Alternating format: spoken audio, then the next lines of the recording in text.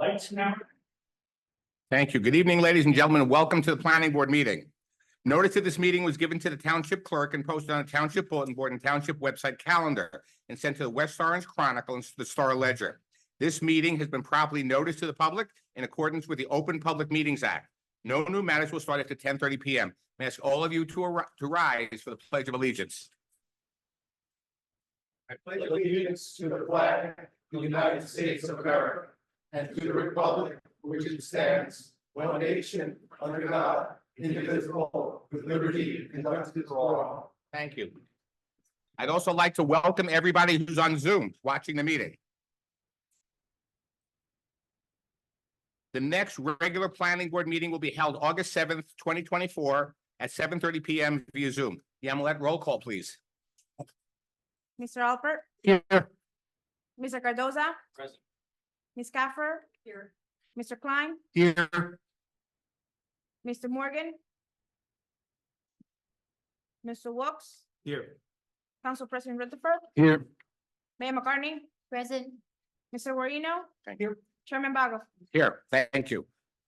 Chairman, Mr. Klein. can I hand in my Yes. certification that I listened to last night's meeting? Yes, so this is a certification that Mr. Klein via Zoom was listening to last night's meeting and can participate in the meeting going forward. Ms. McGovern, would you swear in the township professionals, please? Mr. Hess, do you swear or affirm to tell the truth, the whole truth, and nothing but the truth? I do. Thank you. Ladies and gentlemen, housekeeping. So some people have been asking about public comments. The way the meeting works is the applicant presents their case and they have their professionals explaining parts of the application. Each time, the public or the representative of groups of the public may come up and ask the questions of the person presenting that portion of the application. At the end of the entire meeting, when all is said and done, the public will have time to comment. The public can then, at their time, come up and say, I like this, I don't like this, I love it, it makes sense, this is how I feel about it. So we just want to keep things streamlined and within the reason of how things go. If anybody has a question, please raise your hand at the appropriate time and I'll be happy to answer it. The other thing is for the decorum, clapping, yelling, and everything else is nice. We appreciate that you are very, very interested in this application and all applications before the planning board. We'll expect you to keep that to a minimum as we keep the meeting going forward with the idea that the public and the planning board hears the information at hand and your comments and questions. So to that end, PB 24-01 West Essex Highlands Incorporated Block 179, Lot 32, IH1 zone, Warner Road. The applicant is proposing to develop a 496 unit inclusionary multifamily residential development on a vacant 120 acre property in the northwest corner of the township of West Orange. For the applicant, Mr. Plucker. Good evening, Chairman Bagoff. All Good right, evening. Mr. Anderson, our engineer, testified yesterday. We intend on calling our architect shortly, but there is a small portion of testimony that Mr. Anderson needs to revisit. There was some discussion and some questions about which version of the DEP stormwater regulations apply to this application. Mr. Anderson testified that the drainage portion of that application had been withdrawn. We confirmed that that actually was not the case and that the old regulations apply. And very briefly, Mr. Anderson is going to address that issue. Thank you. Okay, ladies and gentlemen, Mr. Anderson is still under oath as he testifies before the meeting. And at the end, you will be able to ask questions of him based on what he testifies to this evening. Mr. Anderson, you have the floor, and the board has wadeered him. That means that we have listened to his bona fides. We have accepted him as an expert in the field, and he now has the floor. Thank you, Mr. Chairman. One more thing. If you can't hear in the back, please raise your hand. You don't have to jump up. I'm looking. We're all looking. We want everybody here. Thank you all very much, and go right ahead, sir. And I will try to speak up, and do my part too. So when I was discussing the pulling of the DEP application, what I need to clarify is we pulled the FHA individual permit portion of it, the wetlands permit and the stormwater analysis that goes along with it remained active. and therefore we were grandfathered under the old stormwater standards. And that's how we got there. We have recently resubmitted the individual flood hazard permit, and it's being reviewed along with the wetlands and stormwater plan. Thank you, Mr. Anderson. That's it? That's it. Okay. Okay. Council President, do you have any questions for Mr. Anderson on his recent testimony? Not at this time. Not at this time. Thank you, Council President. Mr. Klein, do you have any questions? Not on tonight, but am I allowed to ask a question about last night? Yes. So, Mr. Anderson, what's the diameter of I guess, the outside radius or the diameter of the roundabout circle inside and the cul-de-sac at the end of, what is it, building, the really long building, C or D? D. I know what you're asking, Lee, but I don't know that I have that information right now. It's, I believe it's 100 feet. Diameter? Yeah. So it's greater than 80 Yeah. RSIS Yeah, for it- turning around. Yeah, I demonstrated last night, the turning rays for a fire truck going through, all the way through in either direction. And, turning in the cul-de-sac at the end of Road D also. Okay. That was it. Mayor McCartney, do you have any questions for Mr. Anderson? No questions, but thank you for the clarification on the DEP permit. Vice Chairman Garino, do you have any questions? None at this time, Mr. Chairman. Thank you. Mr. Alper, do you have any questions? I do have one holdover from yesterday, if that's all right.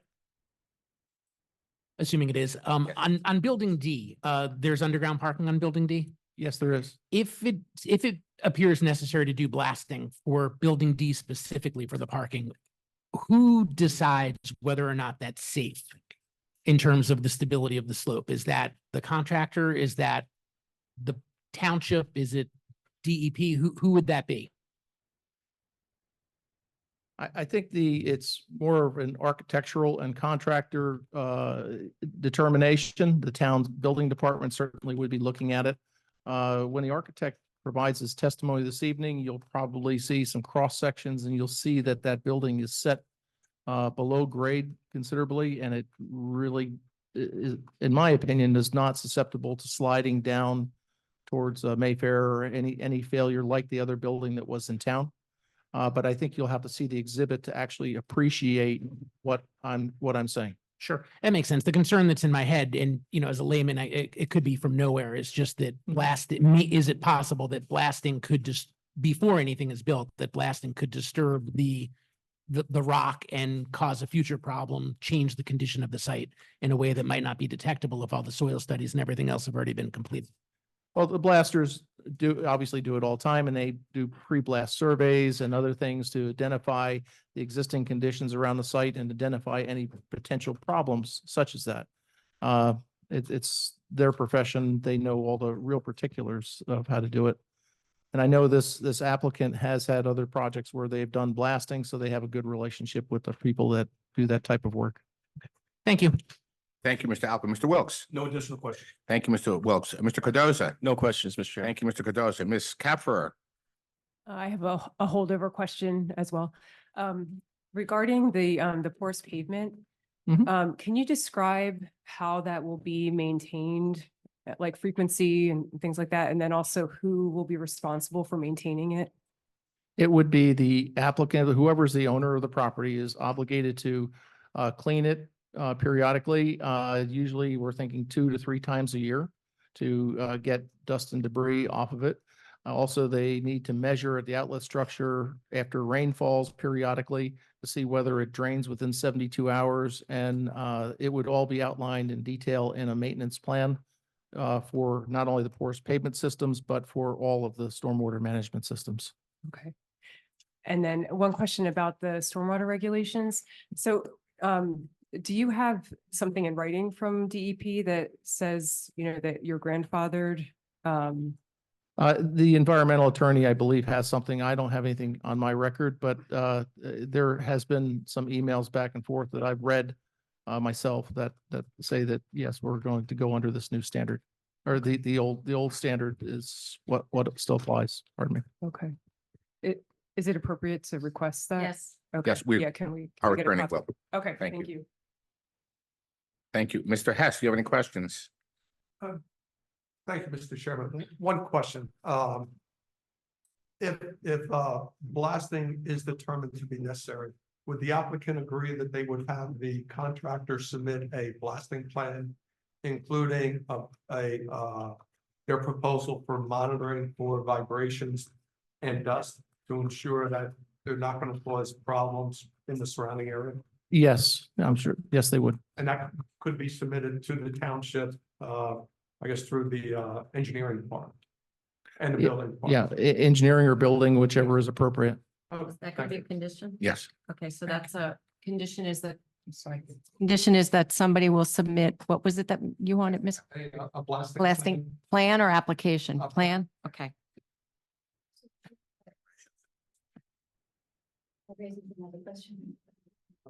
Mayor McCartney. Thank you. So, Mr. Anderson, that raises another question. With the slope, will there be a study conducted by a qualified professional geotechnical engineer? There has been geotechnical studies completed on site and within all through that building D area that were both borings and test pits. So there is geotechnical information already available. And do we have that information? I don't believe so. I think that was an item that we had requested in our review letter, if I'm not mistaken. The recent review letter? I believe. so. Yeah, which we have not responded to, but we have no objection to submitting that. Great, thank you. Is that a condition? Yes, we'll make that a condition. Thank you. Mr. Chair, Council President Rutherford. thank you. Just a quick question. Why was the FHA permit pulled? Why was it pulled? Because we were running out of time. There was comments that needed time to be designed. We had a 90-day clock on the application and you're allowed one 30-day extension, which we had granted. And the feedback was coming in slowly and didn't leave enough time to make adequate revisions. How long ago was that? I don't know, several months ago. Has it been resubmitted? It was resubmitted approximately 3 weeks ago. Thank you. Thank you, Mr. Chair. Thank you.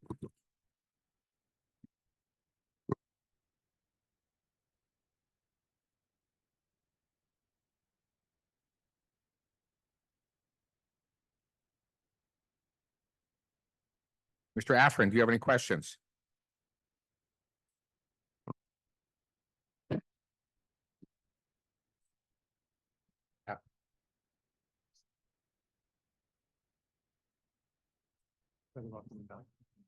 Thank you. Good evening, Mr. Chairman. I don't have any questions. I just wanted to note for the record that I had opened this issue up yesterday when I asked about the DEP permit being pulled, as we had been advised through our expert that that had occurred. One of my client's board members received an email at 7:45 a.m. this morning from DEP. They're working hard, essentially confirming what Mr. Anderson has said. At this time, I'm taking no position. If we look into it and have any other questions, we'll raise them as we go further. But I appreciate the clarification. Thank you, Mr. Afrin. Mr. Hazel, I bypassed you. I'm sorry. I have no additional questions. Thank you. Mayor So- Mayor McCartney. Mr. Anderson, one more question, talking about the blasting. When you talked about the detention basins, will that also require blast, or could that potentially require blasting to put in the detention basins? I'm asking if to install the detention basins, could that potentially No, require blasting? no, they should not require any blasting for the detention systems. Thank you. Do any, I'm sorry. Okay. Do any members of the public have any questions? Please stand up, come up to the front to the microphone, state your name and spell your last name, please.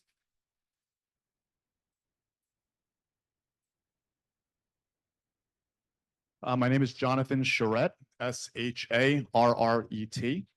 If I understood what you were saying earlier, you said that part of the DEP application was pulled and now is under new regulations. Is that correct?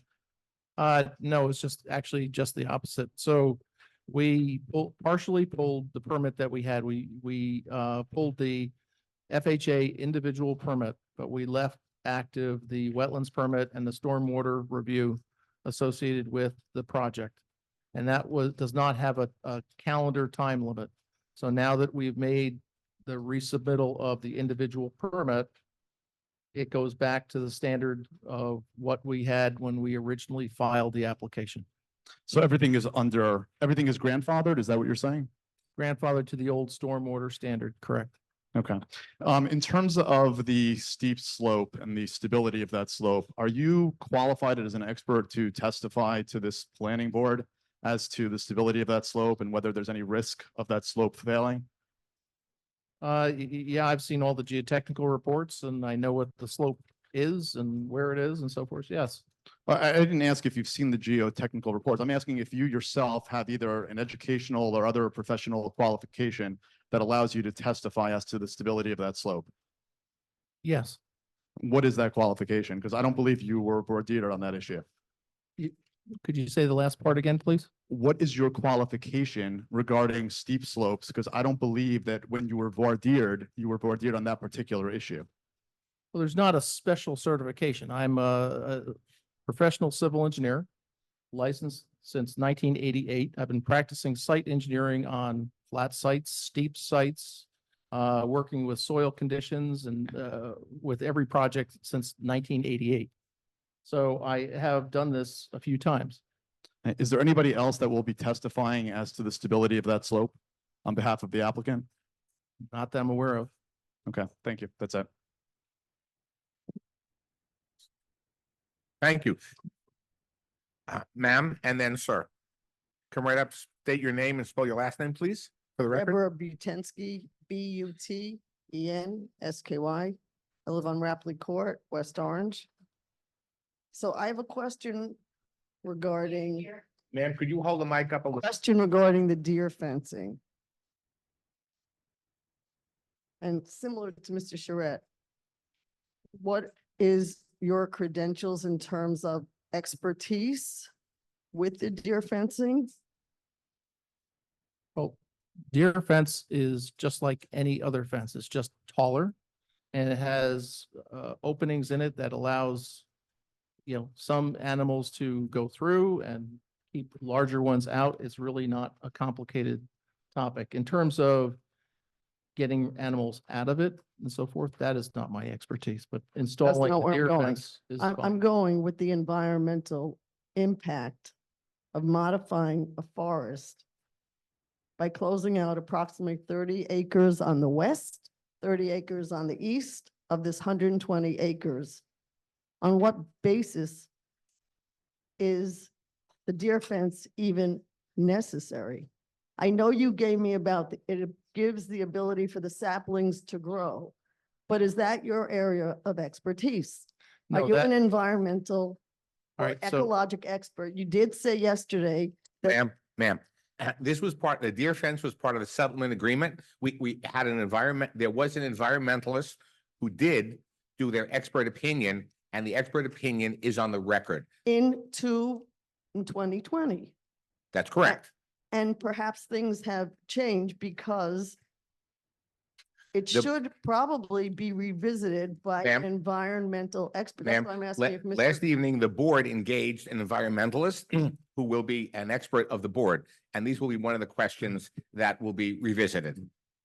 So yes, it's going to be revisited. His expertise is not in deer fencing, and it is also a part of the settlement agreement. So it is agreed on all the parties that it will be done. We will have our environmental expert look at it to see how it, if anything has changed. So you will come back at another meeting and hear more testimony.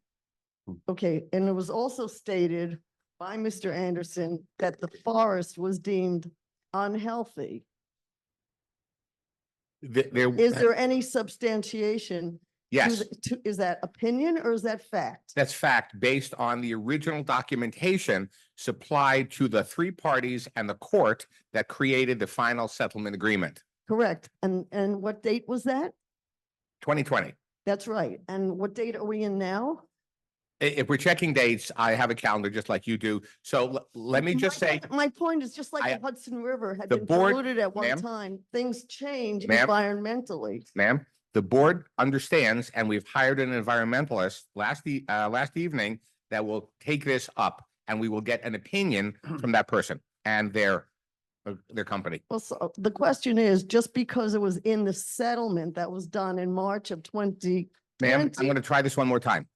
we will get a new evaluation and see how it compares with the information provided in the 2020 settlement agreement. That's the goal of the board, to hear information based on expertise today and then, and compare them and see how anything has changed. Thank you. You're welcome. Chairman Dykoff, may I very Mr. briefly? Yes, Mr. Plucker. Okay, just in relation to that point, and I appreciate the chairman's recognizing the settlement agreement, and I understand the member of the public's concern about the passage of time, and we look forward to hearing what the environmental expert has to say. But the fact of the matter is, what hasn't changed is that settlement, is that court approval, and the implications and consequences that flow from that settlement agreement and court approval. And obviously, we would reserve all our legal rights in that regard. I just wanted to make that clear for the record. Absolutely. Thank And you. the board understands. Thank you. Mr. Chairman, as the objector's counsel, Mr. I'd just Affra, like to yes. respond to that point legally. I've made the point yesterday, and we still maintain this point. That settlement agreement is not legally binding on this board. And the individuals here, including objectors, were not parties to it. And the law is very clear that nothing is binding by way of a settlement on persons who are not parties to the settlement. And the settlement agreement is not binding legally on this board, and this board cannot defer to it. So I just want to establish our position on this point, since it's now been raised in detail. The settlement, the settlement agreement said the board was not participant in the settlement agreement. However, having said that, there is a zone plan that was adopted by the board and placed into and adopted by the town council and placed into the master plan. So the board is responsible for overseeing the IH1 zone plan. So we are responsible based in that fashion, and we are responsible, as the settlement agreement says, the township and the board will work together with the applicant to move forward, and the people of the township to hear the application. And we are doing that based on the Open Public Meetings Act. No dispute as to that last point. We are certainly moving forward, and we appreciate the time involved. I'm simply pointing out that we take the position, I just want to preserve it for the record, that that settlement agreement in itself is not binding in our view on the board or on other parties. To the extent it is part of a zone plan, that may be a different question, but there's been constant discussion that the settlement says this, the settlement says that. Our position legally is that that is not binding. We also have the position, and I should preserve it at this point, there was a 2004 set of settlement agreements between the developer and various private parties, including my client, We Care NJ Corp. That agreement contained representations by the developer that limited the use on the property to single-family homes of a certain number. I'm going to object. That's an extreme mischaracterization of that agreement. Well, that's not an objection, that's a disagreement. And this isn't the forum for legal disagreements. Okay. regarding settlement Excuse me, agreements. let me I'm going to continue. stop there a second. The board is not participant, nor is that settlement agreement before the board. So at this moment, we can't hear it. We can't evaluate it. My attorney hasn't listened to it. So we're here to hear the application. I understand you're making a record. You've said it. We don't want to hear anything about it because it is not part of this application. Fully understood. I'm not even asking you to evaluate it, but I don't want to be in a position later of someone saying, we never said there was an earlier settlement, therefore the 2020 is the only one that's cognizable in this whole set of cases. I just want to be clear that we preserve the position that that is binding, and it's a legal matter for the courts, but I don't want to be seen as neglectful in not stating that position here. Appreciate. I appreciate both sides. Ladies and gentlemen of the public, what's happened here is two attorneys are expressing their views of settlement agreements that the board is not participant in either side. The goal of the board is to hear the information on this application. That's it. All information flows to us. We did not participate in the settlement agreement. However, we understand there are many out there.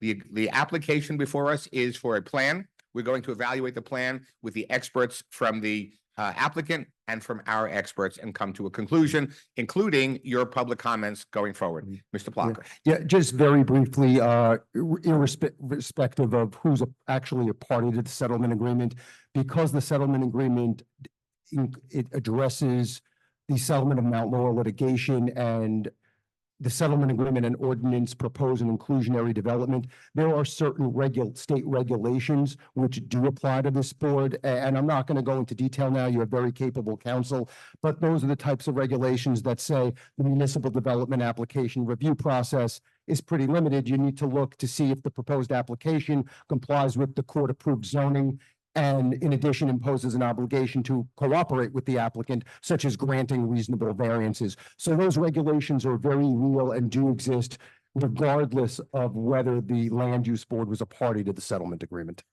The court said, and I will just give from my, and our council can weigh in on this. The court said that the township adopted a zone plan. The court didn't adopt a zone plan. It agreed that all parties will have this zone plan. We have reviewed it. The township council has adopted it.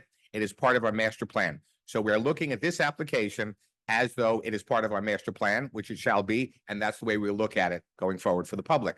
Mr. Afrin, you want to say something? Yes, thank you.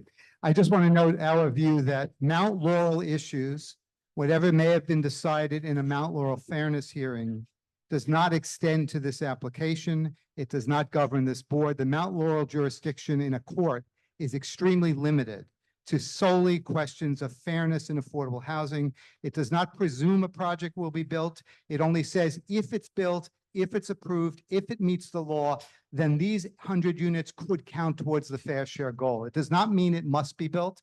It does not direct this board. And I would not like to have any misunderstanding because reference to Mount Laurel and regulations has just been made. We're now getting off the point, but I can't be silent each time the applicant's counsel suggests there's this outside set of regulations that govern us. I would say that the board feels no pressure. Thank you. Thank you. Mr. Chair, I have a question. Council President, 1 second, sir. Yes, sir. So I'm a little confused. I've heard both sides, and we probably won't get an official answer tonight, but I would like our board attorney, Ms. McGovern, to weigh in.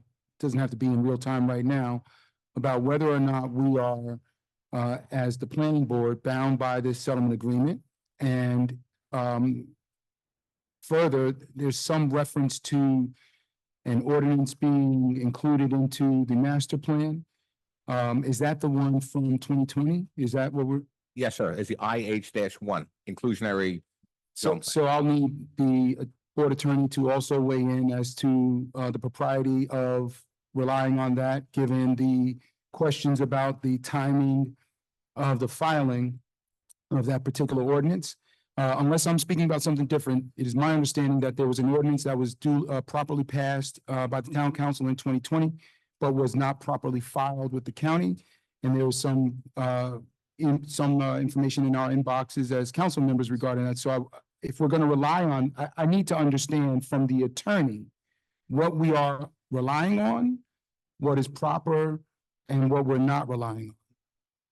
So part of the requirements when you pass an ordinance is that an ordinance involving land use be filed with the county. And that part of it was not completed at the time that the ordinance was passed, but that defect was cured and the ordinance was filed on July 3rd of this year.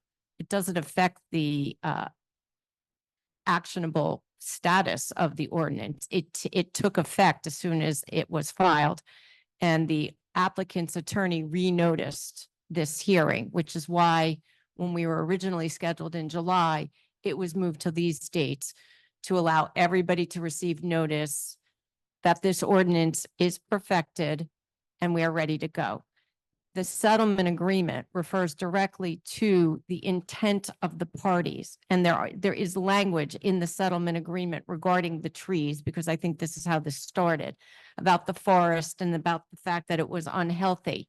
These are all almost like legislative intent as to why the town passed the ordinance that it did. And so you are all here to enforce this ordinance, and you have this understanding based upon the settlement agreement as to why this was put together. And one of the very important reasons why the ordinance was passed is because you have an affordable housing obligation. And there was litigation regarding that.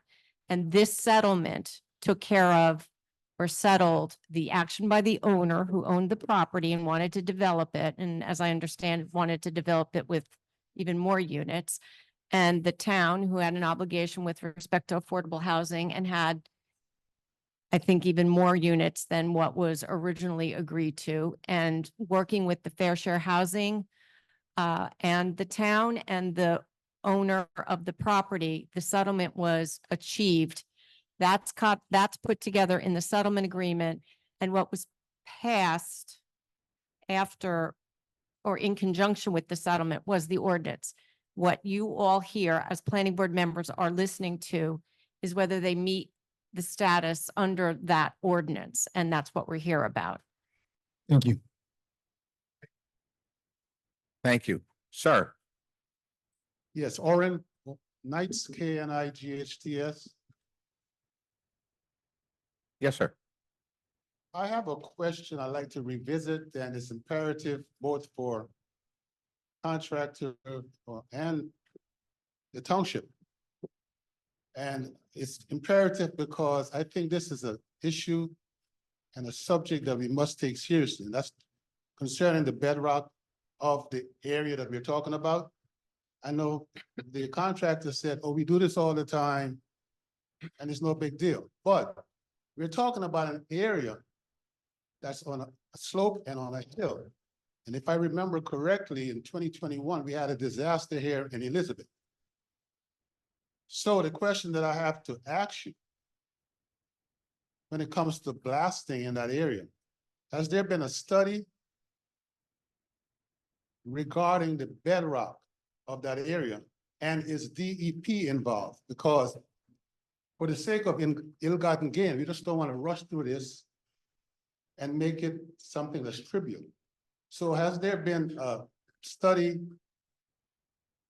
concerning the bedrock of this area? Because that's on a high slope. When we talk about these buildings, and I'm quite sure you have lot 4, I believe it is, that's closest to the hit to the corner. And I haven't gotten any specific answers to how it's going to be done, how it's going to be built. It just seems to be knee-jerk reactions or answers. So that's my question. And the bedrock, so somebody explain to me what the bedrock is, and has there been a study of that area concerning the bedrock?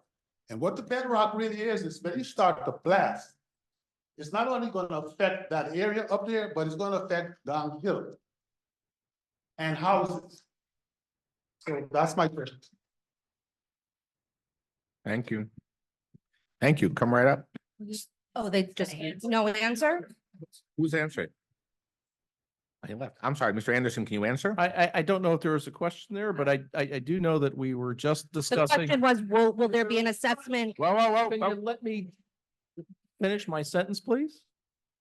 So we just spoke a moment ago about having, the pre-blast survey and the conditions associated, controlled by the municipal engineer and the building department, whoever is appropriate, and to do those studies at the time of construction, which is when those studies are typically done. We do have borings all over that hillside that indicate the depth to the bedrock. I don't recall the nature of the bedrock itself, whether they classified it as a specific rock type.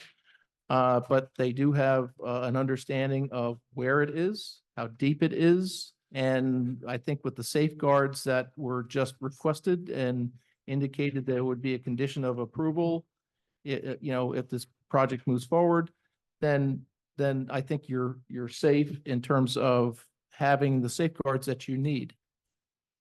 So now that's. And at what point are those assessments going to be made and who's responsible to do them? Are you hiring someone to do that? I get your name first. Oh, I'm sorry. Could you say your name and spell your last name, please?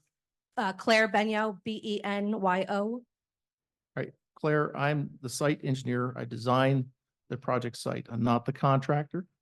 There is a contractor and there'll be a blasting contractor associated with it that would take care of those type of things on site when they're going to construction, when they plan on blasting the site, if it requires blasting, then they would do their pre-blast surveys. They coordinate with the town engineering department as we just agreed to, and it would be done at that time. It's not done as part of the approval process. It's part of the implementation of construction.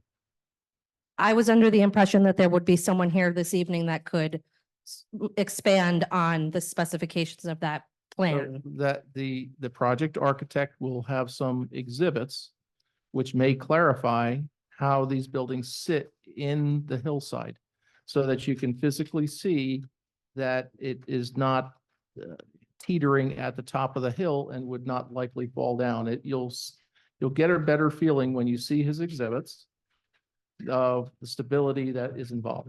I was under the impression that that person was going to be here this evening. Last night, it was confirmed that the questions that we asked of this topic last night were pushed to this evening specifically because that person was going to be here to Which just- person? The architect. The architect is He's here. right He will there. be, we'll have an opportunity to hear. Yes, we're, Thank you. we're just, Thank you. Never We're Never mind. Then I we're had a finishing couple up- of other unrelated things. I mean, we're different things. we're finishing up Mr. Anderson's testimony and questions, Got it. and then the architect will testify. Excellent. So I just have just a couple of more questions then back to my favorite topic, the environment.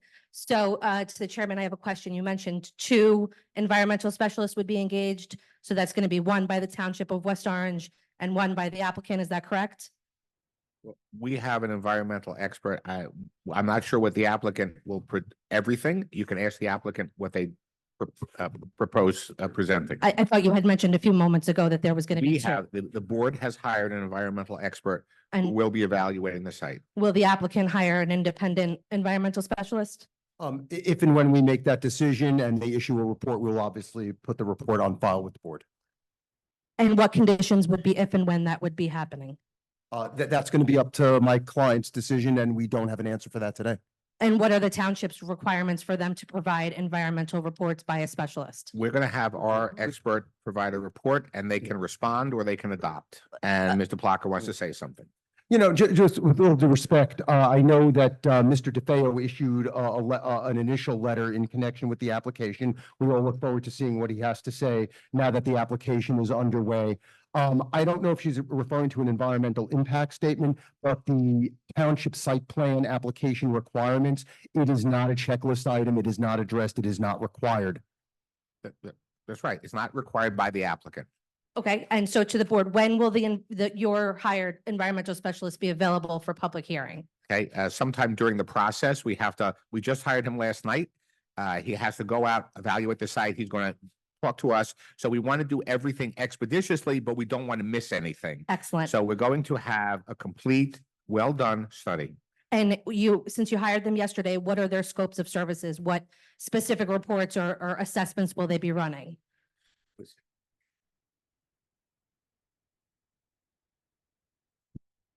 The resolution that was passed last night was to hire Mr. DeFeo, who was instrumental in 2020 with reviewing the forest. He's here tonight. He will be here until he testifies. He may even be here after he testifies. I don't know that any subsequent report is going to be done because I think there was already something submitted, but he's here and will testify when the other witnesses that are completed before him are done. And what assessments will he be conducting? I think the health of the forest, the effect of the deer fence, trying to remember some of the things that we went through. A lot of the questions, the trees, the health of the forest, the trees, the number of trees, how they calculated what trees are there, the progress of growth expected with the measures being taken, those kinds of things. He's here during these meetings also to hear the questions of the public. Mhm. So he will be able to answer things that come from the questions of the public besides what we feel is necessary. As he is the expert, will provide more testimony. Then I look forward to that time. Thank you. Thank you. Good evening. Good I'm evening. Avron Stoloff. I live in Verona. Could you state your name and spell your last name, sir? I just stated my name, Avron Stoloff. Could you spell your last name, sir? Stoloff. Thank you. S is in Sam, T is in Tom. S is in Sam, T is in Tom, Oloff. Go right ahead, sir. Sure. So I live in Verona on the other side, not on the most recent side that was built in the mid to late 80s. That was called the Garden Homes, though. I did confirm with my friends. So I do know that from living there, that the whole area is bedrock. So when Mr. Anderson Sir? was, If, when, why, what, where, how, which. Please ask a question. I'm getting to the question. You're testifying. No, I'm getting to a question. Getting all to the right? question is Yes. testifying, as the law considers it testifying. I'm going to ask Okay. you to ask a question, So, please. the question is, Mr. Anderson was talking about the, water control. But since it's bedrock, most of the water issues happen underground, and taking away the trees does affect those underground water flows. So I'm curious how the plan addresses those underground water flows that will definitely be altered by the removal of so many trees. Question, there you go. Thank you. So the analysis is, studies the existing condition using the appropriate parameters to develop what the discharge, sorry. Sir, What Francis, the- could you talk up a little bit? Yeah, Thank you. I will, I'm sorry. Thank you. I backed up an inch. So we did the pre-development study that indicates what the stormwater discharge is from the site under the existing conditions, with the requirements that the law requires in terms of it being a forest in good condition and so forth. And then we do borings or test pits throughout the site. We identify areas where it's deeper soil area, deeper to bedrock, and that there's no groundwater present, or there's groundwater at a deeper level. And then we design systems that retain the water. Some of it recharges back into the ground and back into this bedrock that is probably below, as you've indicated. And then some of that goes away in a way of groundwater recharge. The rest of it is controlled with an outlet structure that slowly releases the water out to its ultimate discharge, which is either one of the streams that are on site. Okay, some of my time you took away from me having to ahead, keep going. restate, so, okay. There was something brought up also, Mr. Anderson said it seemed to reference that there was no data about the bedrock. And I want to point out the thing with the Garden Homes, what I was going to say is that was built in the mid to late 80s. So there should be some data about the amount of bedrock and what was involved, because my understanding it was excessive and caused quite a bit of destruction because in the process of building those homes. Okay, so I would suggest looking at that. My other question is, it's more actually for the planning board, if that's possible. Okay. So I attended the Latino Action Network's legislative conference in March. There was a housing expert, and I asked them specifically about having affordable housing and where affordable housing should and shouldn't be built. And my understanding is, from talking to this person and reading up, is that this area is not a good location for affordable housing. Generally, you want affordable housing near Stop you right there. near I'm gonna downtown, stop you. public Time out, access, time and out. so forth. You're testifying. I'm going to stop you. So there is an agreement. So my question is, I guess, why would you be focusing on a project like this with affordable housing when I'm sure there are many vacant areas that are closer to the downtown that would be better suited for affordable housing? That's my That's a question. good question. There's a settlement agreement and the court adopted it with a special master specifically for affordable housing. That's it. Thank you. Okay. Sorry. Yes, sir. Could you state your name and spell your last name for the record, please, sir? My name is Peter Tenkate, Tenkate. I couldn't hear that. I'm sorry. My name is Peter Tenkate, Tenkate. I am from Boswell Engineering. I'm the township engineer in Verona. The mayor and council had asked us to review the stormwater as it affects the residents of Verona. We have a report, which I understand the board does not accept by mail. So I'm here to present the report moment. formally for the record.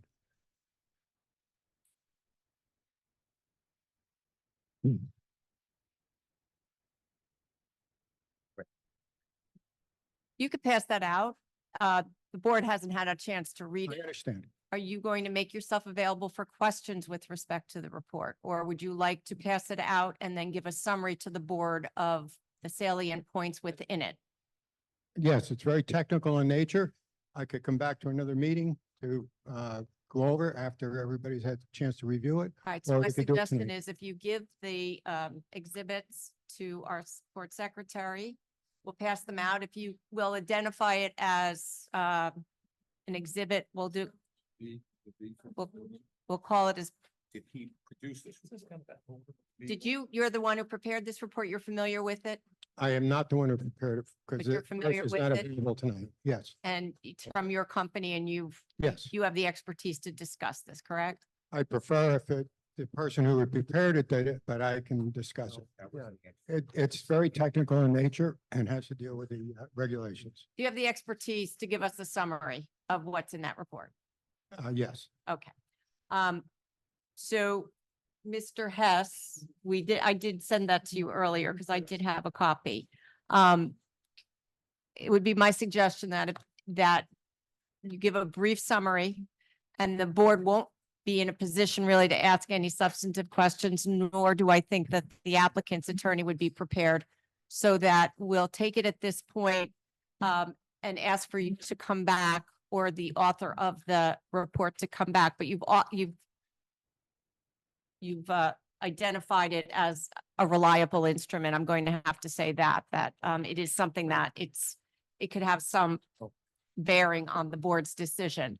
So if you could just give a brief summary of what we are accepting right now, and the board will take a look at it, but we'll delve into testimony at a later date when someone from your office can respond to it, okay? Okay. What are you labeling this? We're going to label it as O1 because it's an objector exhibit. Is Mr. Anderson still being questioned? I know it's kind of a little out of order now. Mr. Anderson, we haven't finished him. 'Cause I think there might be someone behind. Okay, but great. You took the opportunity to get on the line and do this, and I get it. So Yeah. it's sort of in the same subject matter because it's an engineer. I would prefer if we could defer this to the next meeting to have Okay. the And author I- present so Do you have that any objection to that? Objection. All right, Mr. Hess, then our board engineer will be also able to review that. And if you could give a copy of your report, thank you. We'll ask you to come back. So the board members, you can take a look at this. And once we get somebody back here to ask questions about it, that's when we'll delve into it in more detail. Okay, when is the next meeting? So that's a good question. Are we getting to that already? No. We'll discuss it with the applicant. If we don't finish tonight, we'll publish that later in the evening. Thank you. And it will be on the website. Thank you. And feel free, you can contact the board offices. They can put you in touch with me or Yes. I think if you don't have my email, you may, I'm at Gassion Pamaco. You should be able to find me. Thank you. Okay, And- thank you. Mr. Chairman, if I could offer one comment. Mr. Hess. Thank you. I'd like to let Mr. Tenkate know that the plans and the report that you referenced in the letter are not the latest. My suggestion would be that you contact the board secretary and get a copy of the latest plans because there have been changes and some of the items you're indicating don't accurately reflect what's proposed. Thank you. Okay, thank you. Thank you, sir. We will. Ladies and gentlemen, just for public information and those on Zoom. This has been supplied to the board, to the applicant, and to our professionals. Only when and if their expert or the maker of this report testifies will it then be available to the public. If the maker of this or the representative doesn't testify, this will not be available to the public and the board will hold it with no weight. Okay, in fairness to the applicant. Thank you, sir. Thank you. Mr. Krakowiak, Thank you. Good evening. good evening. Joe Krakowiak, last name Krakoviak. I have two three-part questions for Mr. Anderson. The first one has to do with his entire career, and I know it's been lengthy, so I just ask as precisely as you can estimate, how many times during your career have you been the primary for evaluating a site for the potential for landslides? The second question is, of all of those, how many times did you recommend for the security of the site and that there wouldn't be a landslide? And the third part of the question is, was there ever any instances where you approved a site where it turned out that there was a landslide? Okay, so I have not worked with any projects that are landslides, but what we do every day is we ensure site stability of soil conditions by providing appropriate grading, looking at existing soil conditions and things that might create soil instability. There has been no soil failures on any of the projects that I've worked on over my career. I Okay, missed just, one part? What part did I miss? no, that was Okay. sufficient. You didn't by chance work on the project here in West Orange several years ago for the Seton Hall Prep athletic fields? No, I did not. Okay. For this specific project, did you evaluate with a potential for landslide in mind? If so, what was your process of evaluation and what was your conclusion and your rationale? I don't look at it in terms of landslide. Again, I look at it in terms of soil stability. So when we're looking at something that might cause instability of that building on the slope, which has become a concern, I look at what the building is founded on based on the geotechnical studies that have been done in the area. In terms of what I see is bedrock down approximately 7 to 11 feet into the ground. So that the building would be founded on bedrock, probably pinned to bedrock entirely over its entire foundation, and it would not be on soil that would be unstable. It would be on solid bedrock. So if I was to be asked whether I think that's a stable situation, poured concrete foundations pinned into bedrock on all the way through, I think it's probably one of the most stable circumstances you could get from an engineering basis. Thank you, Mr. Anderson. Oh, sorry. Good evening. Good evening, Patrick Laterza, Laterza. I have a really quick question because I couldn't hear earlier. The flood hazard permit with the DEP was pulled. Are you able to confirm? I couldn't hear what you said, that it was pulled maybe around November of 2023?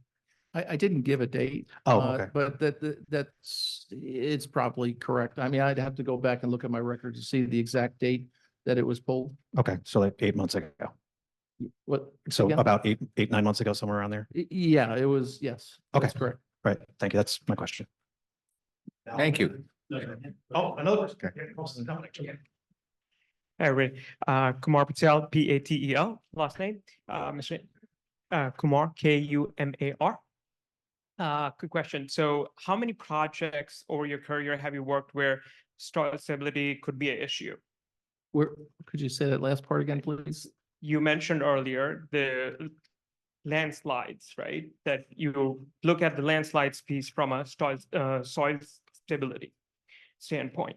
So over your career from 1988 or whatever you mentioned when you were certified, over your career's duration, how many projects have you worked on where this could have been a potential issue, similar to the site that's under question right now? I don't know what the number is, but there's quite a few steeper lots that are being developed throughout New Jersey that I've worked on over the years. And it comes up in just virtually every municipality in North Jersey. There's steep areas that we work on. And has there ever been any issue of stability of the building or structure? No, there is not. That you're aware of. Okay, thank you. One question for the board. Board mentioned that there was a consultant hired, right, last evening for doing the survey of the forest again. And if I understood correctly from the comments, it was the same consultant who provided the report previously.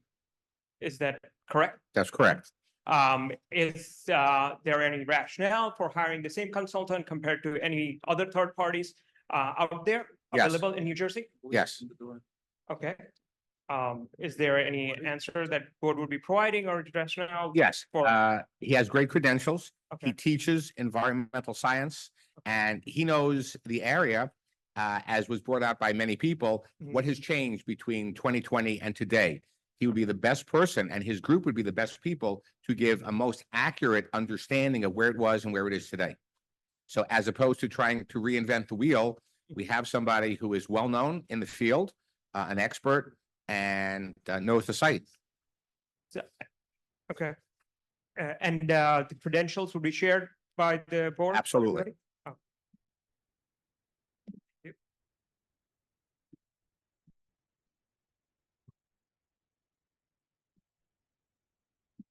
Thank you. Do any of the members of the public have any questions for Mr. Anderson about his testimony? Seeing none, thank you very much, Mr. Anderson. Thank you, Mr. Chair. What? I'm sorry. Oh, so close, Paul. I'm sorry. Pull the rug right out from under me. Speak. My name's Sejal Javeri. Okay, let me help you out with this. Sejal. The last name is Jhaveri hyphenation GajaraWala. Oh, my You're welcome. goodness. So my Yes, question ma'am. is, if this were, sorry, if my question is, if this were to move forward, Mr. Anderson, would your applicant, or maybe it's to, I'm sorry, to Mr. Walker, would the developer be willing to put in an escrow fund for anybody who may be impacted by the blasting? I think that's going to be a condition that we have to hear all the testimony. And then there may be a condition, there may not, based on testimony of all the experts. It's a good question. Stay with us and come back, please. We'll stay. Thank you. Do any other members of the public have any questions for Mr. Anderson? Seeing none. Thank you.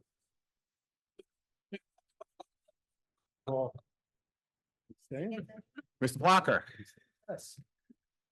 Thank you, Mr. Chairman. The applicant calls our architect Larry Appel.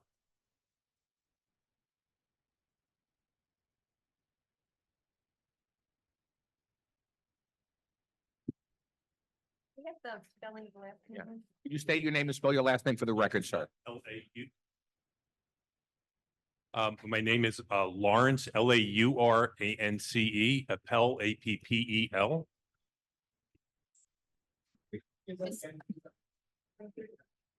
They didn't Lar- hear you in the back.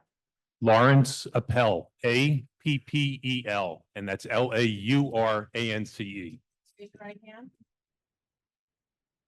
You swear affirm to tell the truth, the whole truth, and nothing but the truth. Yes, I do. Mr. Appel, could you please offer your qualifications to the board? Sure. I am a principal of Appel Design Group Architects. I hold a Bachelor of Science degree in Civil Engineering and a Master's in Architecture. I'm licensed in New Jersey since 1992, also New York, Pennsylvania. I'm NCARB certified.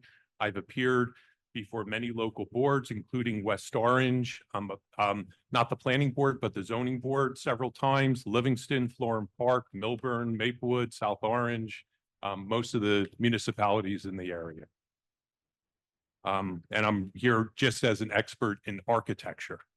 Sir, is your license in New Jersey in force? Yes, Okay, did you do the architecture for this site or is your name on the plans? yes. Okay, do any members of the board have any questions? Seeing none, we accept Mr. Appel as a licensed architect in the state of New Jersey who drew the plans for this site. Okay. Great, thank you. So one of the questions first is that I have some exhibits here. Do I need to start tagging them or reference them? To the board with the record? Or- Yes, Yeah, well, that's- no, No? I'm just going to consult with Mr. Appel to determine what Okay. he's referring. So ladies and gentlemen, what's happening is some housekeeping for those here and those on Zoom. Anything that's not presented to the board in our packets has to be identified for us and the public. So the applicant's attorney and the architect are talking. I guess the question is, what was that part of your packet and was it posted as part of the agenda documents? We can also do is, if you have, I think you already submitted this PowerPoint to, we'll mark the PowerPoint as A1. So that we'd have it, even though it might be duplicative of what the board has in terms of their. They're already A1? You haven't marked anything yet? No, no, Did we mark no, I think it's fair to say that these were demonstrative exhibits that were provided to Mr. Fagan so he could digitally display it for everybody in the room. So perhaps actually we should mark Mr. Anderson's PowerPoint presentation as A1. So we'll retroactively mark last night's PowerPoint as A1 and tonight's PowerPoint will be A2. PowerPoint last night will be A1, PowerPoint tonight will be A2. And we have. Yeah, I'm sorry. Can we just make it a given standing request that when possible, Mr. Plucker will forward these PDFs to me as well, because we don't have a copy. Do you have any objections to that? That's not a problem. And just for the record, I did not know of Bruce's involvement until after we submitted these to the board. Oh, Okay. no criticism intended. Thank you. Okay.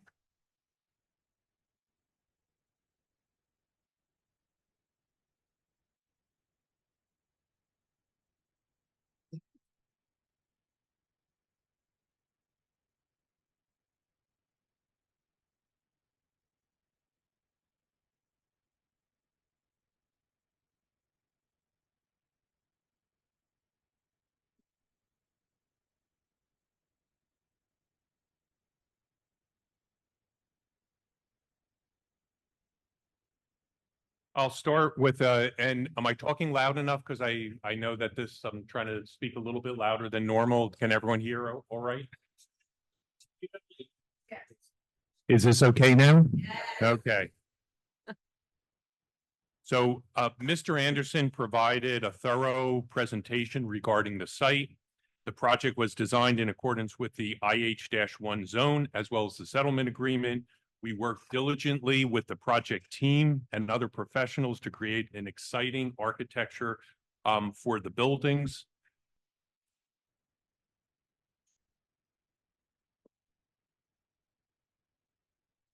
This is one of the rendering reviews that we have prepared. I will just keep this up. It's a little nicer than seeing the splash screen, you know, with my name on it. So we work diligently with the project team and other professionals to create an exciting architecture for the buildings. This is a luxury community providing a balanced lifestyle with integration of both market and affordable homes in a pristine wooded site. The team was able to retain large portions of the wooded site which surround the buildings and the surrounding neighbors. The project includes well thought out vehicular circulation as parking, as well as pedestrian circulation around the site and in particular between the buildings. There are, as Mr. Anderson explained, there are 4 building clusters, A, B, C, and D. 496 rental units proposed with 20% affordable component. This also contemplates on-site superintendents as well. Buildings A and D are separated into two smaller buildings, which create smaller volumes. So when you saw that larger building, both the A and D buildings were broken up into 2 smaller buildings, while maintaining a compact design as well. So the affordable units are all integrated in each building, and all the units are described in a unit distribution matrix, which is on the cover page of the drawing that all of you were circulated. That's on drawing C-01. One of the things to mention in here when we're looking at units is we have a lot of diversity in the types of units in a building like this. And we've done that because we've taken the corridor, the internal corridor on each floor, and offset it slightly. So you have basically a deeper side and a shallower side. And we believe that this gives more opportunity to be responsive to residents. So the typical unit configurations are shown on drawing PB-4.7. And I'm not going to go pull that up and walk through the design in there because I wanted to keep in mind while the overall building and massing is set with the design, the way the interior units are configured sometimes shift slightly a couple of inches one way or another way to take advantage of structural issues, structural concerns, and architectural development following the approvals. And this is because we bring drawings for an architectural submission to the planning board to a schematic completion, as opposed to the site design is brought to full completion. So we have a lot of work still to do in here, but this is an accurate depiction of what we're proposing, but there's a little bit of some of the internal workings of the building that will develop over time. Now, all of the buildings share a similar design motif. They use similar palette of materials that's shown here on the rendering. One of the things that's a little different is Building D. It incorporates additional amenity spaces as well as a rooftop outdoor amenity deck as well. Building D also incorporates higher interior ceilings. We have made that building 10-foot floor to floor ceiling height as opposed to 9 feet. And all of the buildings are conforming with the height provisions in the ordinance. So parking, this was discussed a little bit on the prior testimony, and I'm sure you'll have more about this in when the traffic consultant comes up as well. So the project was designed with a mix of surface spaces, surface stalls, as well as covered spaces, internal garage spaces under the building, as Mr. Anderson explained. All of these were designed to meet RSIS and in fact exceed the ratios that are provided and enumerated in RSIS. So typically below the buildings, the spaces are assigned. One of the questions raised by the board professionals was with regard to tandem stalls. We have used tandem stalls on numerous buildings. They're efficient, they work very well, but there's a caveat. They need to be assigned to a single residential unit. And it's no different than having a townhouse with a garage. And if my wife was parked in the garage and I was parked in the driveway, I've got to move my car out, let her pull her car out, and all is fine. It's the same thing with a tandem stall in a common garage. So all of the surface parking will not be assigned. And so all of the surface spaces will be available for both residents as well as guests. We comply with the half a stall per unit, which is a requirement of RSIS. Now, another small caveat in here is Building D, as Mr. Anderson explained, has mostly internal garage parking, not surface stalls. So we had to make a portion of those garages not secured. In other words, that they would not be able to have a gate on the outside opening to the garage. That gate would be put internal to allow the requisite number of stalls to meet the RSIS provisions. So another item that was questioned was with regard to EV stalls, electric vehicle. They're provided per the ordinance and applicable state laws. Mr. Anderson placed at each building one handicap and one standard surface stall that would be EV. This is something that we coordinated with, but it was not fully updated on our architectural submission. So the balance of the stalls for EV compliance are going to be placed inside the garages. And while we show some of these locations, I would represent that the overall number will be met, but the location may vary because we don't know exactly where the utility company is going to allow us to put our transformer and bring power in. So we like to keep all of these things clustered close to our electrical distribution for efficiency. So this ordinance requires that there be 5% of the overall parking stalls to be for EV charging, and additionally provisions for make-ready stalls for another 5% and 5% phased in the future. We will comply with all of the requirements in here.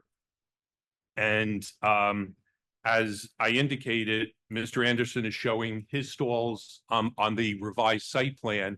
The balance of the EV stalls are proposed to be internal to the buildings. So in doing everything that we're doing, we're actually permitted to take a 10% credit on our parking.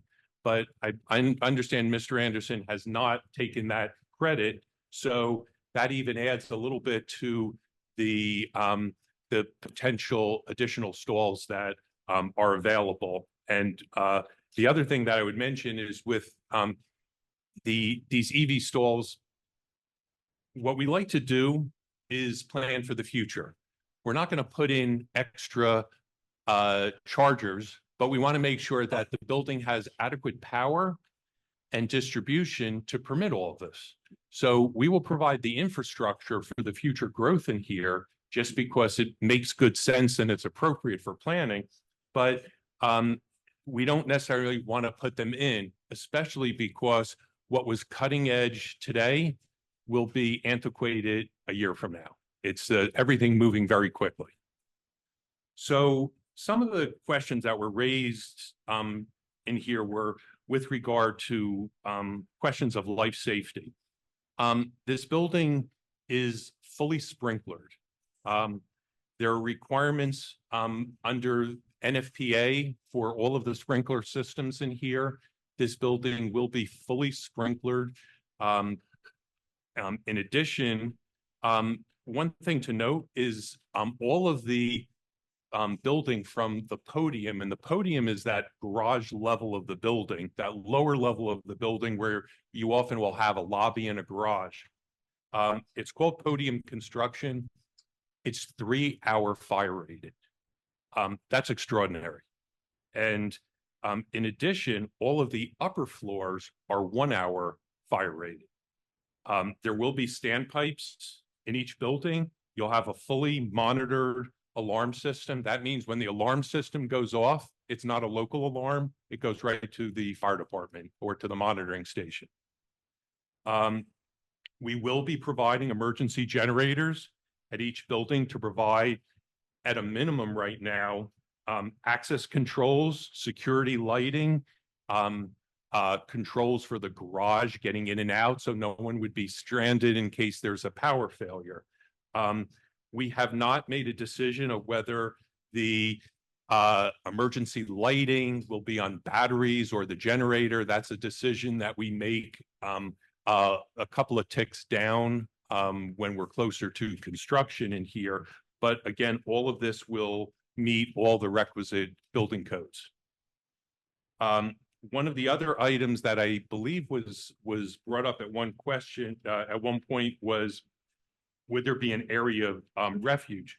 Yes, there will be an area of refuge in these buildings. So that's a protected area that's built into the design of the building that allows, in case of an emergency, someone can be in a safe place and wait for the first responders to come. The building is going to be elevator service. Some of the buildings have multiple elevator cores so that they're more efficient for the residents. And again, what we're trying to do is we're designing this smart for the residents, because that's, you know, the residents and the renters are smart now.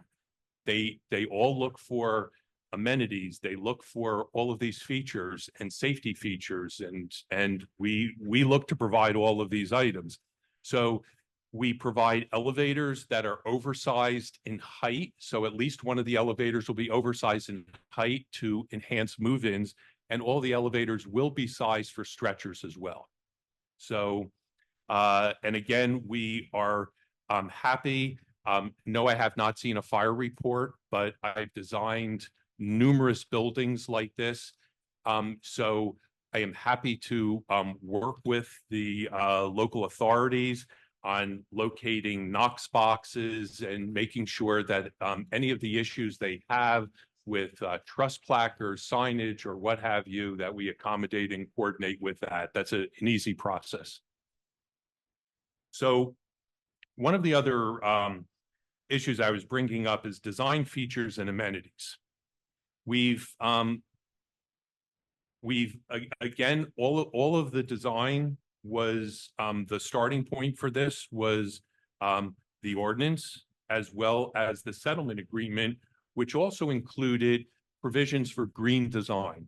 And these are, we've have met or exceeded all of the standards that were proposed in here. So I believe we're in a very good place.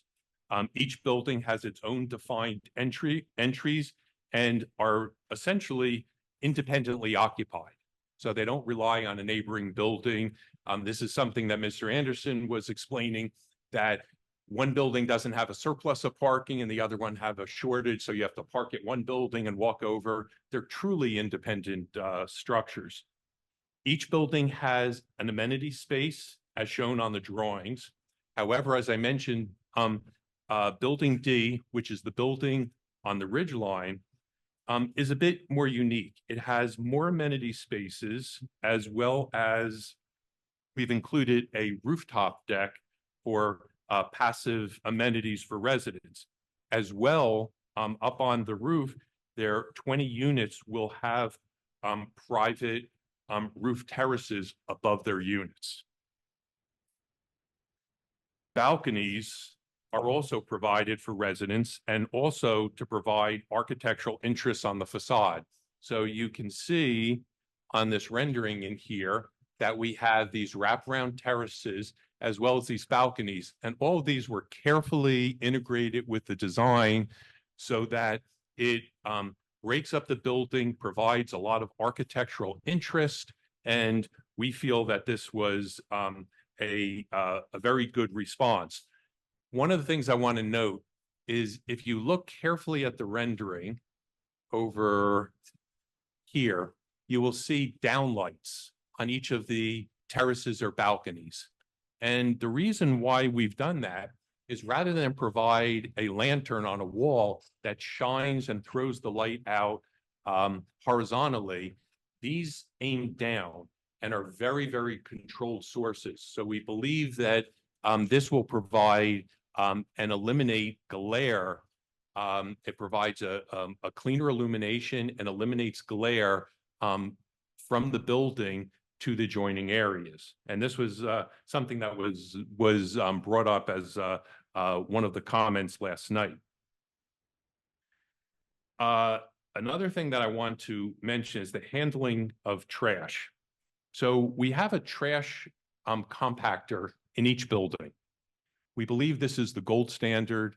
It's the right way to do this. Trash is collected, so you don't have to walk downstairs, out the lobby, or with one of your neighbors in the elevator carrying bags of trash or your recycling. There's a room on each floor with a chute. Trash is dropped down and it goes down to a compactor. The compactor compacts it into a container. It's brought out for collection. This is really the best way to do this. The other issue, recycling, is handled just a little bit differently. We find that the recycling tends to clog these chutes because people will put a pizza box down there, they unfold, they open up. So we find that it's more efficient right now, until there's a better technology, that we collect the recycling inside each of these trash rooms in bins, and the superintendent brings these down, collects them, brings them down to the garage. From the garage, they go in containers, often sometimes large toter cans, similar to larger versions of what you probably have at your home, and they're brought out for collection by a hauler. So one of the other buildings that we have designed, and I will go, this is, I'm passing one of the other renderings. This is an end view of the building to show how the ends of the building step down and are landscaped. And this gives, pulling back several feet and giving more of an overall view, you can kind of see how some of the elements are working together. This building over here is that central clubhouse building. And this is, as you drive up, this is, there's that rotunda that Mr. Klein was asking about. this is just up the hill from that area. So as you drive up, you will see the back of the building, which is exposed. And as you can imagine, all of these buildings, and all of these buildings, because there's a lot of topography, there's a lot of slope on the property, we've designed all the buildings to take advantage of the slope. So they're often nestled in with an accessible entrance. All of these buildings are handicap accessible.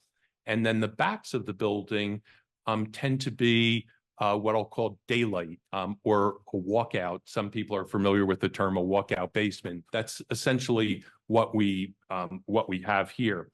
So this clubhouse is for tenants and their guests. This is central to the job. And we have made this building a little bit different, so it has a different special feel, but we've used many of the same materials that are common to the residential buildings. So there is an apartment that is shown in the clubhouse. This was brought up on one of the reports, I believe the planning report. And I want to indicate there's nobody living in this building.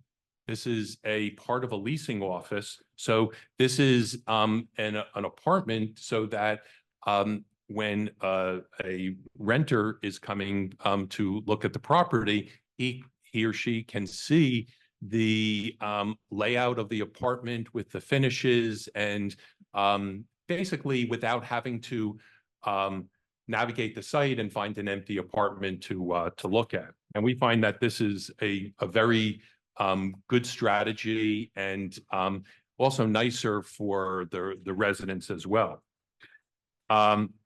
We believe that this building will be kind of the center point, and it's a large amenity structure, basically to provide a centralized hub for the residents.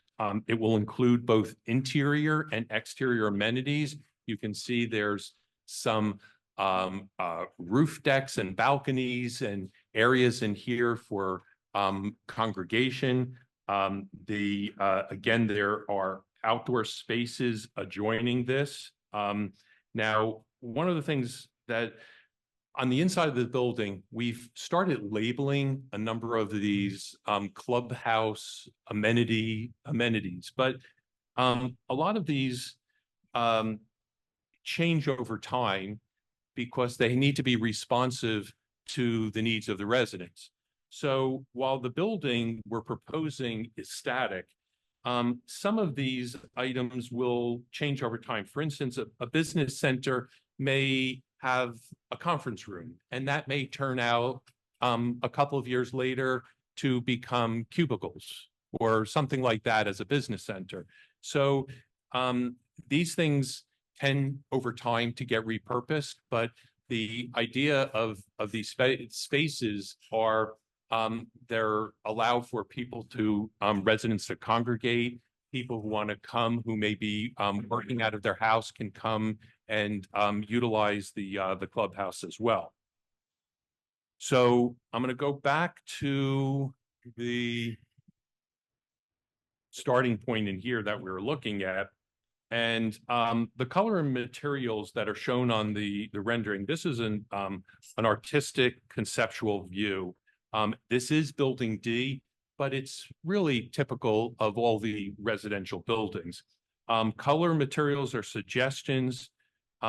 These are our best selection at this point. It is possible that some of the colors and materials will have to change slightly based on what is available in the marketplace, because sometimes colors get discontinued. But this gives a close idea conceptually of what we were trying to do. And if an alternate manufacturer came in, maybe the color will be a little beige or a little grayer or something like that. The materials include brick, aluminum storefront at the entries, decorative architectural railings, decorative panels. We have balconies. We also have many openings that you will see along the base of the building here. And that what we have done is these are openings that are screened with architectural treatment that allows ventilation, but it also hides the parking behind. All of the buildings all the parking need to either be mechanically ventilated or naturally ventilated. To be more in the spirit of a green building, we have tried to do these with natural ventilation where grading permits. There are a couple of instances on certain areas on buildings that we believe we will not be able to do that. So certain of the portions of the garages will need to be mechanically ventilated. Windows are all large and well proportioned for the contemporary feel of these buildings. And we've created architectural paneling, which is either metal composite or fiber cement. All of these all the materials used are very, very low maintenance. The idea in here, they're high quality materials, have very low maintenance, and the idea is that the building will look good with very little maintenance for years to come. As we have discussed on here, the building as a whole is well broken up. And again, these buildings were designed compliant with the ordinance. However, there's one small caveat. Due to the way the buildings are graded, so the buildings are always tucked into the hill. The buildings all need to be handicap accessible. There's no option there. So what we've done is worked with the existing grading and work with Mr. Anderson closely so that what we can do is create a situation where we get the roads to have the right pitch, the sidewalks to have the right pitch. And usually what happens is at the garage level is that was the equalizer. So we've had to make the garage taller in some instances than is necessary. And what that has done is there's a portion of the ordinance called section 25-19E10, which has to do with exposure of the ground floor. And we have a provision where we need to hold to 50%. But because of these conditions in here, we are over 50%. Now, what does that mean? Well, we've mentioned that the buildings are built into grade where we can, but rather than drastically alter grade, put in retaining walls and other elements in here, we believe that it's far better to create more interesting architecture, create architectural treatment of the ground floor, and provide more landscaping. And in a couple of places where we have more exposed wall, and these are the walls of the garage level in all cases, is those walls in there, we've created a, where we have one of those ventilation holes, we've created a green wall, and that green wall will take the place where we have a larger opening, where we have on certain buildings where it is dropped down much lower, that we will have basically green vegetation growing on the kind of louvered frame system protecting the garage. So I believe Mr. Anderson had the metrics in here for building A, building B, building C, and building D for where the proposed design was in excess of the 50%. Now, one of the things just to, all other provisions of the IH1 ordinance and all of the building heights and other provisions are all conforming. So this was the only item that we were aware of that would be, we're looking for relief on.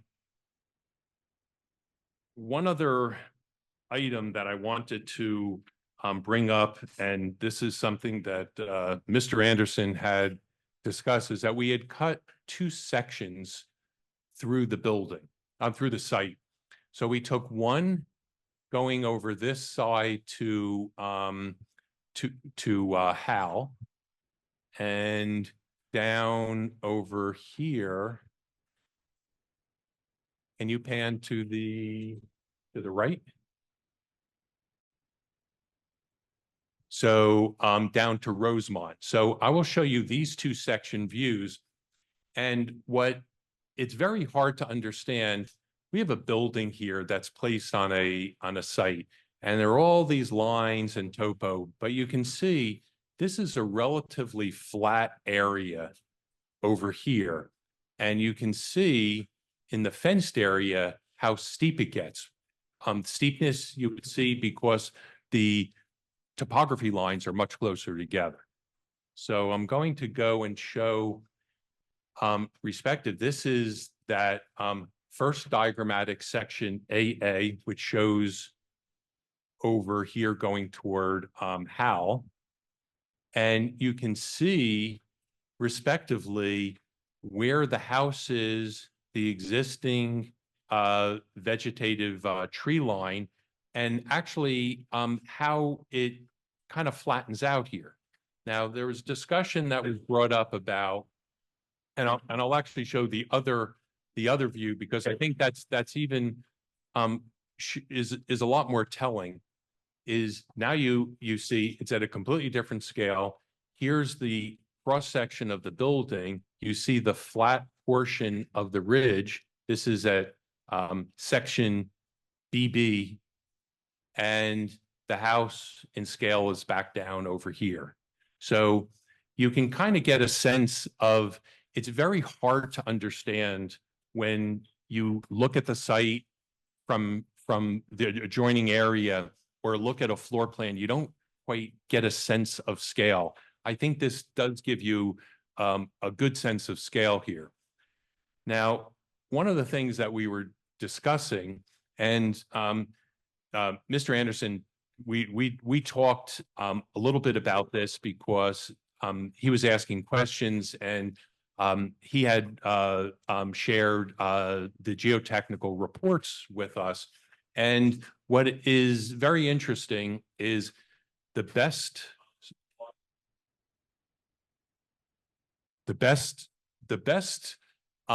way to support a building is on bedrock. We have an opportunity here to be at bedrock or close to bedrock. Do I design these things? Well, to a degree, yes, but we read the geotechnical reports. We provide them to a structural engineer who designs the foundation systems for the building. And in collaboration with each other, they decide how deep and what type of foundation needs to be used for the building. The conditions here, for me, are not scary, but almost bordering on ideal. The negative to this is that there may be some rock that has to be moved away from certain areas to construct the buildings. There was little room to change a lot of the roadway elevations. So Mr. Anderson kind of gave us whatever leeway we had, but there was not a lot of leeway there. But what will happen in here is when rock is encountered, and there is shallow rock in portions of the site, per the geotechnical reports, they're indicating that top portions of this may be able to be ripped and removed because they're already fractured. And that's the investigation that Mr. Anderson was talking about with the contractor. The contractors don't just make these decisions. It's done with engineers and studies. In addition to this is that a building like this, it's not that an architect designs it. It's not just that a structural engineer is involved and a geotechnical engineer, but there's also inspections by the town, and also third-party independent inspections. So the developer has to hire these inspectors as well that are looking at strength of concrete, placement of reinforcing bars, and a lot of elements like this. So there are a lot of levels of design and redundancy, all to create an enhanced factor of safety for the construction. I don't look at this as anywhere, like when you look at this and you see this in scale, it's nowhere hanging off a cliff. It is not at all concerning. But that's not just me. The geotech engineer and the structural engineer will be looking at that and determining how deep he needs these to go and to what level they need to go to get either satisfactory soils or to pin to existing bedrock. So let's see. I think I have covered all of the items that I wanted to cover in my testimony. I do have the remainder of my architectural drawing submittals with me here as well, but I don't know whether at this scale on a screen, I don't know whether it's useful time to walk through and talk about all the, the way the buildings are laid out. But if there are questions, I can certainly point to one of these exhibits to aid any of the board members or I just have a couple of follow-up questions for Mr. Appel before we turn it over to the board. Mr. Appel, obviously there are 100 affordable housing units proposed. Correct. And there are state regulations which govern the number of 1, 2, and 3 bedroom units that are required. Are you familiar with those? Yes, that's exactly what Mr. I think it was testified by Mr. Yeah, I just wanted Yep. to confirm as the Yes. architect, and we are looking at some unit layouts now. Do the affordable units comply with those regulations? 100% correct. Okay, thank you very much. And also with respect to the amenities, is it fair to say that a large majority of the amenities are focused towards the center of the overall site? Well, the largest amenity is the clubhouse, which is at the center of the site. So I will, let's see. I think the best way to show this over here is our clubhouse is over here. So this is the center of the site. This is that rotunda, the traffic circle that Mr. Klein was referring to earlier. So we have the clubhouse structure over here, and then directly to the side, we have 2 tennis courts and a pool. The tennis courts are up on the high side, and then there's a transition grade-wise to the pool on the lower side. And then obviously I will say building A, which is in 2 pieces, building B, building C, and to the right is building D. And building D is also in 2 separate pieces. So it presents itself as 2 separate buildings. Thank you, Larry. I have nothing further for Mr. Appel.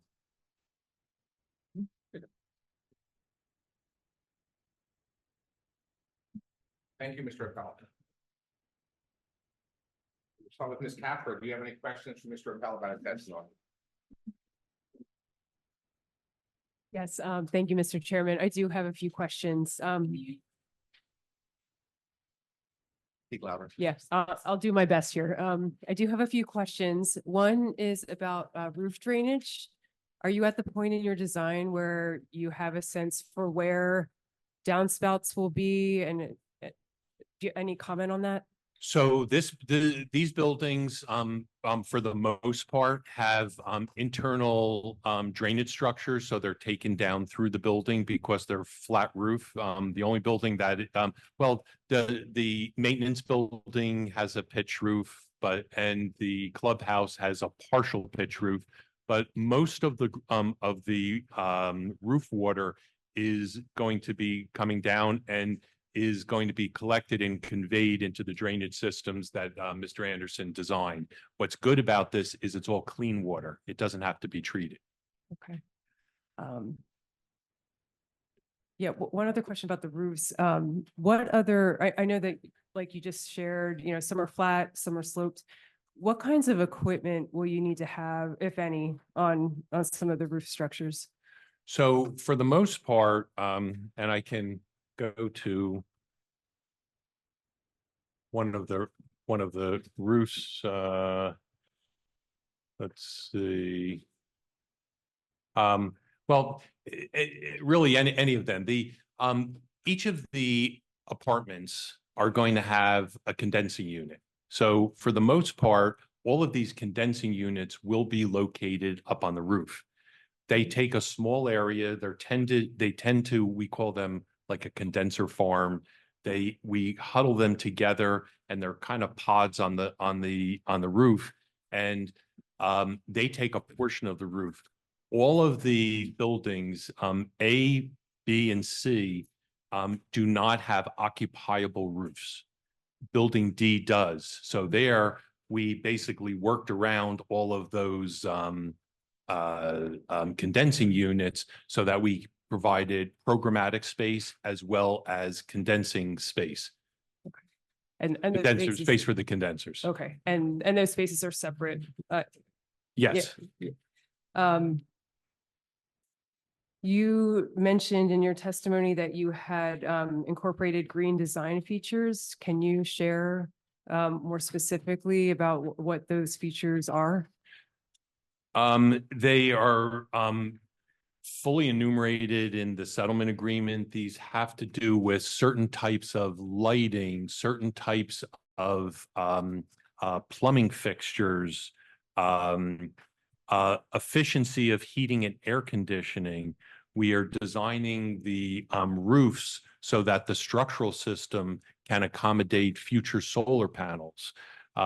So there's a bunch of items like this. Also has to do with colors, lighting that does not project, that the lighting is facing downward so that you don't get a lot of light filtering up into the sky. So efficiency of windows, efficiency of appliances. In many cases, we have designed these similar to provisions in Energy Star and other green standards. But we are not going through the whole process to do all the certification. We have a series of items that are outlined in the settlement agreement. Some of them you have to are mandatory, and some of them are optional. And the ones that are optional, you have to do a certain number of them to comply. So we've gone through that, and that is actually one of the reasons why we went to a pitched roof, because the efficiency for the equipment that we can place on a flat roof is much higher. We couldn't get the efficiencies to work on some of the other equipment. And just for the record, that the settlement agreement provision Mr. Appel was referring to, it is the design terms and conditions contained in Exhibit C.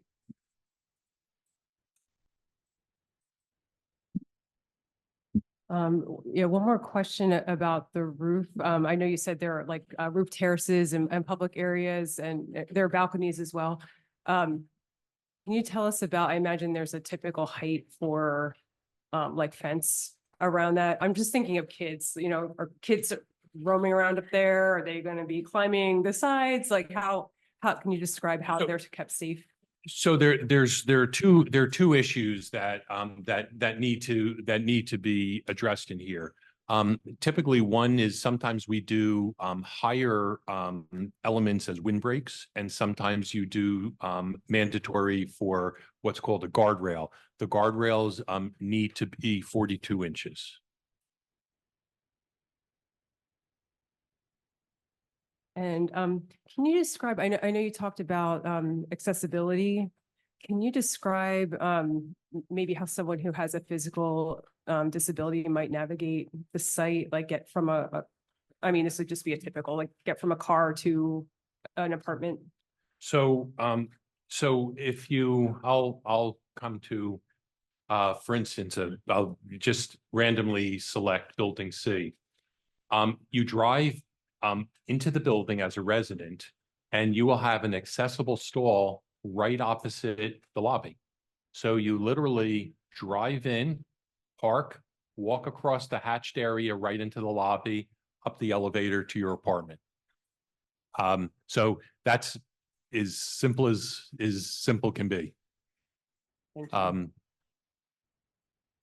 And every portion of the building will be accessible per FHA guidelines. Okay. And then can you describe how or what differences might exist between an affordable unit versus like a luxury unit? Like, so here's we've colored them a little bit differently. So here's a COA unit, and here's a 1-bedroom unit. So you can see they're relatively similar. Where the COA units are located in general on the shorter side of the building. As I mentioned, the hallway, the corridor is offset a little bit. So we generally have slightly larger units on one side of the building. Most of these units will be have dens. That's why they're a little deeper. It allows having a little kind of nook or alcove that is a good place to put a desk or element like that. But as you can see, they're kind of integrated and spread around, on each of the floors. And it was done, intently that when you walk the building, all the doors look the same. You can't tell who's an affordable unit and who is a market unit. and even like fixtures inside, or features inside the apartments, are they close? And I mean, are you able to describe? We haven't gotten that far.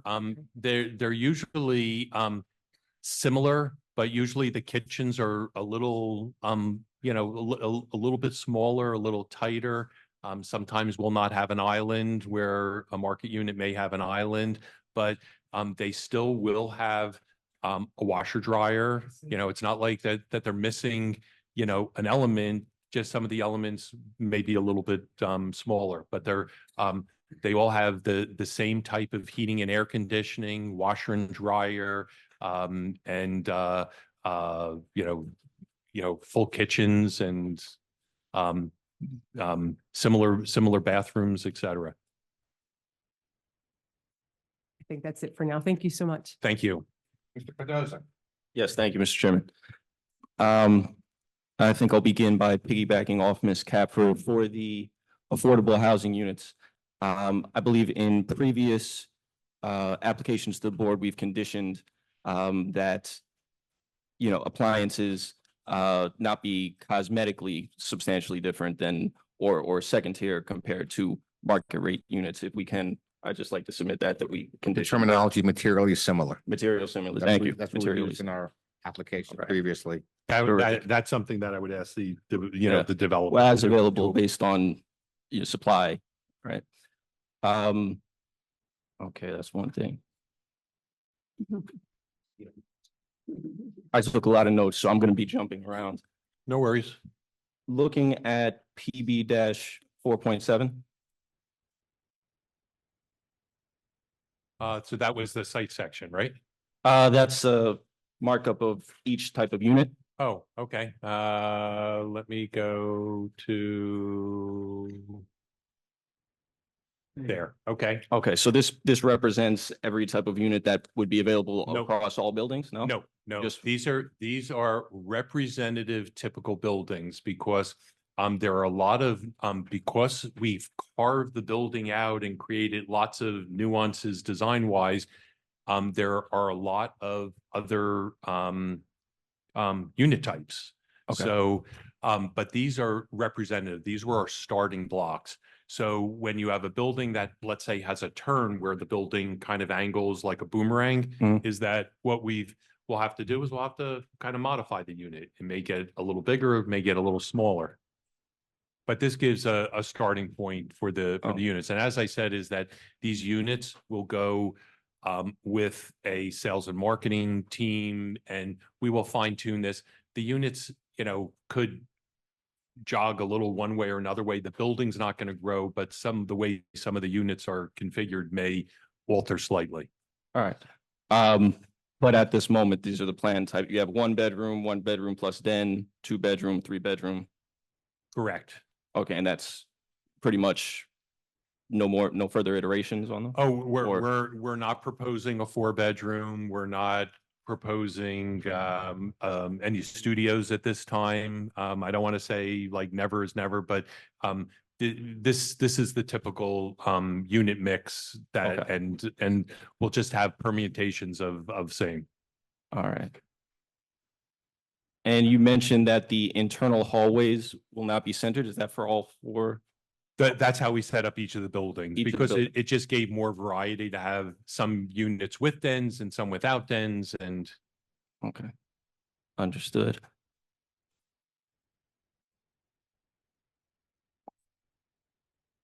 Regarding the shared amenities, could you give us, I don't know, kind of a brief overview, or at least proposed, what do all the buildings have in common, and what can only be found in the clubhouse? What is unique to each building aside from, you've explained Building D has a rooftop terrace. okay, so to go through, it's a little tough to go through at this Yeah, I understand. because it's going to be very small, but this is building A1 and A2. So what you can see is a common parking podium with 2 boomerang masses that are separated with a outdoor courtyard between. And at the 2 corners in here, we created amenity structures to utilize this courtyard. Now the roadway is up here, so you basically can go from the roadway right onto this courtyard through these vestibules and open to the into the building. The main entrance is on the lower side at these 2 lobbies that are in the 2 corner knuckles of the building. So we have these 2 amenities over here, and we have an outdoor amenity space. The remaining portions of this building are all market here. They're all units. There's no other amenities. When we go to another building type, is that we have a amenity space right next to the main lobby. So you have the lobby over here, you have an amenity, and then you have a little bit of an outdoor space directly outside that. So Building B has this one small amenity. And when you go to Building C, in a similar fashion, we have this outdoor courtyard over here, kind of tucked into the building, and we have an amenity space adjacent to the lobby. So that's the formula for Building A, B, and C. Building D is a little bit unique because when you come into the center of the building, we have a gym at the ground floor. Separate from the amenities, I'm going to say the standard, every building has an elevator core, has stairs, has a trash room, has a mail room and a package room. All those things are, I consider those almost necessities, not amenities. But over here, this building has a gym. When you come upstairs, you have other amenity spaces. You have an outdoor amenity space above the lobby over here. And on each corner, you have a small amenity space. Can you pan up to the top a little bit? Yes. And then above the gym, we have a club room. And then when we go upstairs again, this repeats itself with these small amenity at that same corner. They're all stacked over here, but these will no longer, you're above where you have the outdoor space. So these have no way to get to the outside, but we still have these amenity spaces over here. And if you can pan down, and then we have this lounge. We're going to call this the Sky Lounge, and I'll explain to you why, because we're going to go to the rooftop. The rooftop, all of these hatched areas that are dark, all of these hatched areas are private for one of the residents. These condenser farms in here will be screened where they'll have the mechanical equipment, but rather than spread that all the way around the building, what we've done is we've created these private roof terraces with a small little bulkhead for stairs and little place to have like a little kind of wet bar kitchenette over here. And it's just a nice private space that these residents can use. And in addition, if you can pan to the left a little bit, this is a larger public space inside the at the roof level. It has a larger view toward into the development. So this is looking toward the clubhouse, and this smaller element with is a view toward the New York skyline. So I'll go to the clubhouse. The clubhouse has a mix of lots of different amenities. Did you want me to walk through the clubhouse also, or? Yes. So coming in, you have a large common vestibule and a stair that is, we call that a monumental stair because it's not enclosed. So it's just more visual elevator. We have a private dining area, then an open area here for some passive areas. A game room, bar, home theater, a sitting area. This is the leasing office over here. This is the model apartment. And this is a basically a business center, kind of like a WeWork. Upstairs, this is the basement below, is the services that are more connected toward kids. We are proposing a golf simulator. We have different types of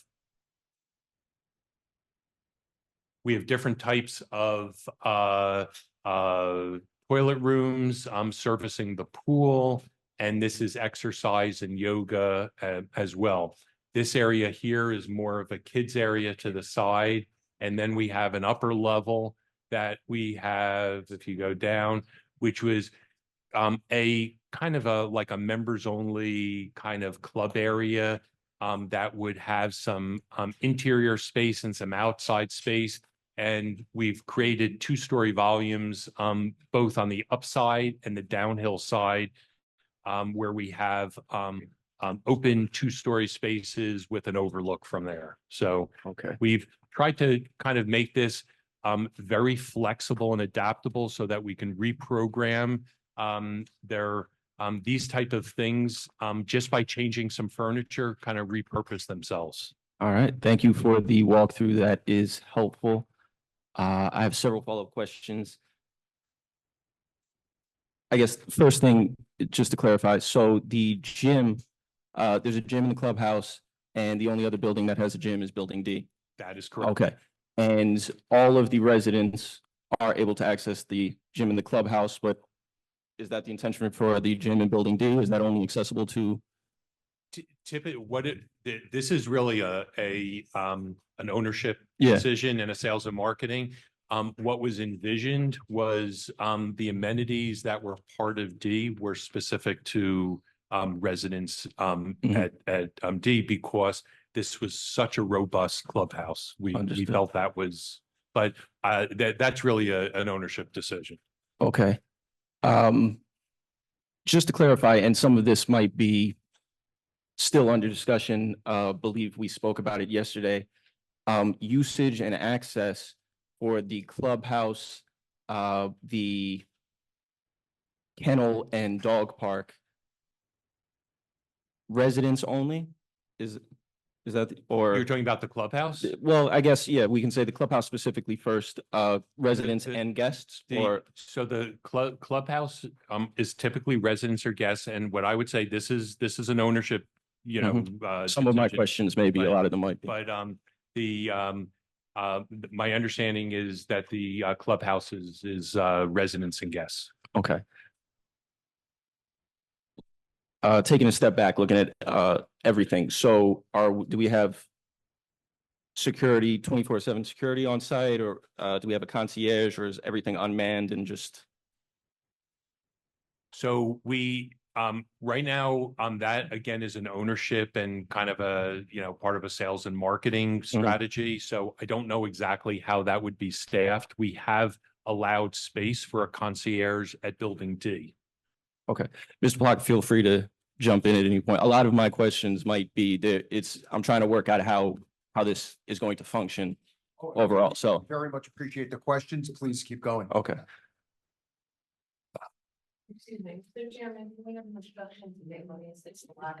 Ladies and gentlemen, we ask you to be a little quieter, so there's going to be a record maintained here, and she can't hear everything. Thank you very much. We appreciate that. Okay.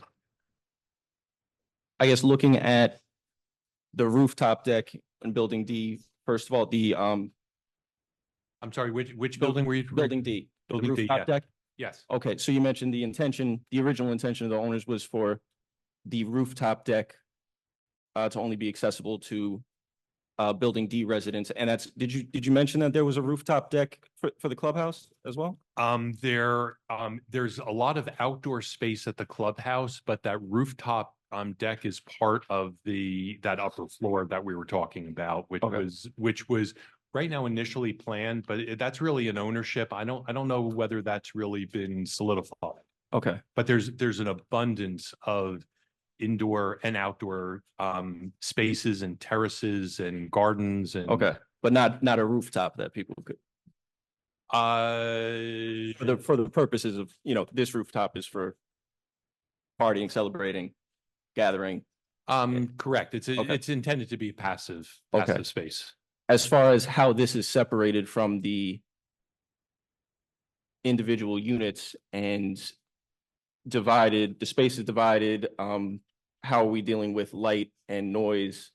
You know, what rules, are there already rules proposed to put in place to, you know, quiet hours so that we're not affecting the private residents? I would make the assumption is that the leases and rules of the community would have limitations of the hours that any of the public spaces are available and open. Do you have plans for specific lighting on the public sky lounge as of right now? There will be lighting, but our intent is to keep this lighting to be low bollard type lighting so that it's not up high, but it's kind of illuminating the lower surfaces. So and that would be set to only, you know, run at certain times of the day?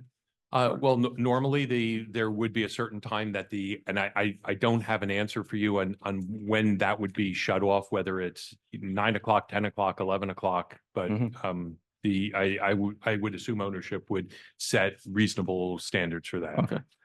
How is it physically, because we're looking at an aerial view, how is it physically divided from, how are these side by side? So rooftop where you have two of these private terraces meeting, we've actually created planters so that this will be a vegetated planter with basically a screen similar to what you would kind of find as a fence in somebody's backyard. So it would be a element going across, but we provided some planters in here. When we get to these main areas, maybe some of these areas, rather than being a hard fence, may also be planters also, where like we're showing a planter over here. Maybe these will end up wrapping around. But the intention here is that you will have, the residents will have a little bit of privacy. It's meant to be kind of a neat, cool place to hang out. That's Okay. Thank you.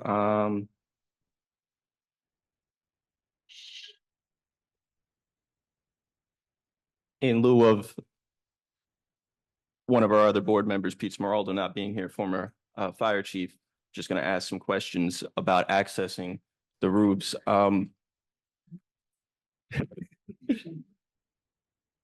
Full stairwells to access each roof, or do we have hatches anywhere? No. We are bringing up,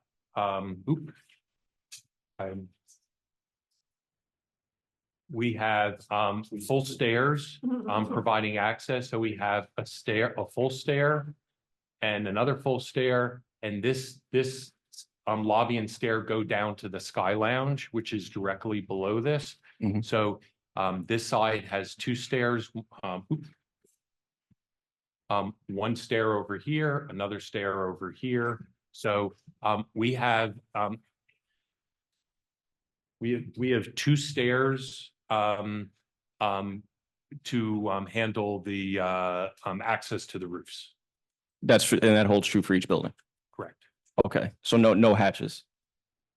So that, and actually on the other buildings, we will typically, that where we don't have an occupiable roof, we will have one stair go up. That way for maintenance, fire access, safety, you will have at least one stair. Where you have an occupiable roof, you have to have two. Okay, good, terrific. Yeah, that's what we want to hear. I know Pete loves full stairwells as opposed to hatches.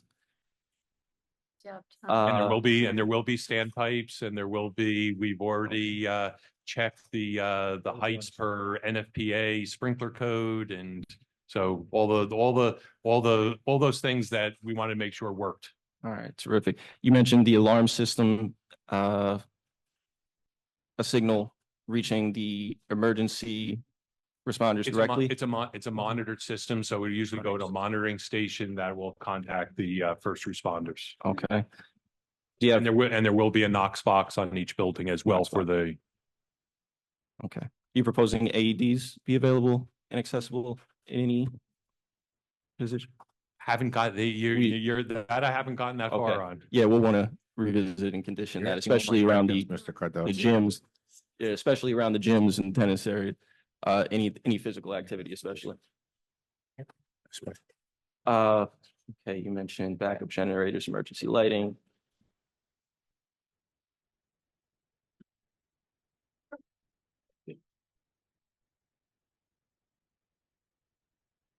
The natural ventilation that you mentioned, that was in regards to the garage only, correct? When we saw the visual rendering? That is correct. Okay. You know, that's only for the podium level of the garage. Terrific. The large windows, are those treated anyway? What are we doing for protection from heat and glare? So the settlement agreement actually provided fairly rigorous U values for all the window systems. So you're already at a high performance window per the settlement agreement. Terrific. And the architectural paneling, low maintenance materials you mentioned, that's the facade, right? That's facade. That's exterior. The trash compactor, do we have an idea? Is that demarcated anywhere, or proposed trash compactors? Like, do we know the size, the noise, how they operate, what smells emanating? So what I will show you is why don't I go down just to, if can we zoom in over let's say a little bit more over to this area. That's as far as I. Oh, okay. So here's elevator, stair. That's the trash room right there. So you're going to go in here. There's going to be a door, a bin door to a chute. You're going to drop the trash down there, and there will probably be a row of some shelving and toter cans for putting recycling in there. So basically, resident gets out of their apartment, walks down toward the elevator, drops their trash, and it's simple process. So the size of the trash compactor is, The trash compactor is not there. That's only Oh, two. okay. In the garage level. In the garage level, that's that what I'm room asking is about. going to be like 4 times the size. And it's Okay. going to have a compactor unit, which is remarkably small. And the Mhm. containers are remarkably small. It's amazing. These things just push and crush the garbage into like a third of the volume. It's their. But so what I'm getting at is that you're anticipating that the proposed trash compactor will be able to handle the volume of, waste produced by, say, full occupancy or 80%. And that maintenance will regularly, remove these. Correct. The Okay. strategy is those containers, typically they will engage a hauler and they will figure out, do they need 2 or 3 of those to handle, let's say, biweekly or whatever, the collection. So. Okay. Perfect. I just wanted to state for the record, sorry to interrupt you. Yeah, no, please. I just that a Mr. lot. Walker, go right ahead. Thank you very much, Mr. Chairman. My apologies. Just the level of detail, obviously, some of this is a little premature, the more detailed we get. And I appreciate Mr. Appel to the extent he can address some of the more specific items. But he did allude a couple of times, some of these will be ownership decisions after the buildings are built, but we do intend to fully comply with the design terms and conditions of the settlement agreement. Terrific, terrific. Yeah, I understand and I appreciate that. I'm just, as much as I can get out. Thank you. So you mentioned handicap accessibility and you mentioned FHA. I just want to understand, are we talking ADA compliance as well? So FHA Mhm. is the equivalent of ADA for residential buildings. Okay. So it's just a simple, that's the term. If I said ADA, everyone would know what I meant, but I'd be wrong. So I'm All right. saying FHA. Thank you. Good to clarify that. For the And it's record. also, there's a barrier-free subcode, so we will be conforming with that as well. Okay.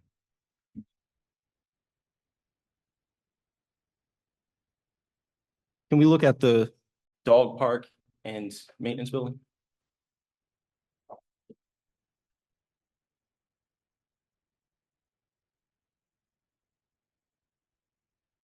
This Okay. is obviously the maintenance building. Okay. And well, I guess I don't need too much. More so just looking at them on the map, actually. So. Or you can actually, you're close to it. We can go to the dog park or the kennel. You can go to the kennel. Do you want the overall like site plan view? Yeah. So I can go to, Well, the trouble is this background may be a little older that,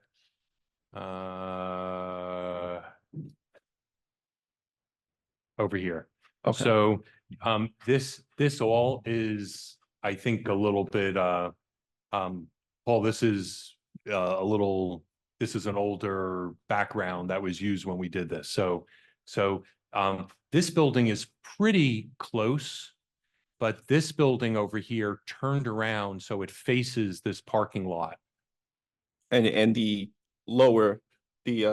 smaller building towards the bottom is the kennel. That's a kennel going through, basically in this area over here. So the idea is that you pull in over here and you pull back, and this parking lot is shared between the maintenance building, which has very little parking need, and this kennel building, which also has very little parking need. Okay. So it just seemed to be a good shared arrangement over here. The difference is, instead of this building sitting over here, it was moved up in here to engage that parking lot.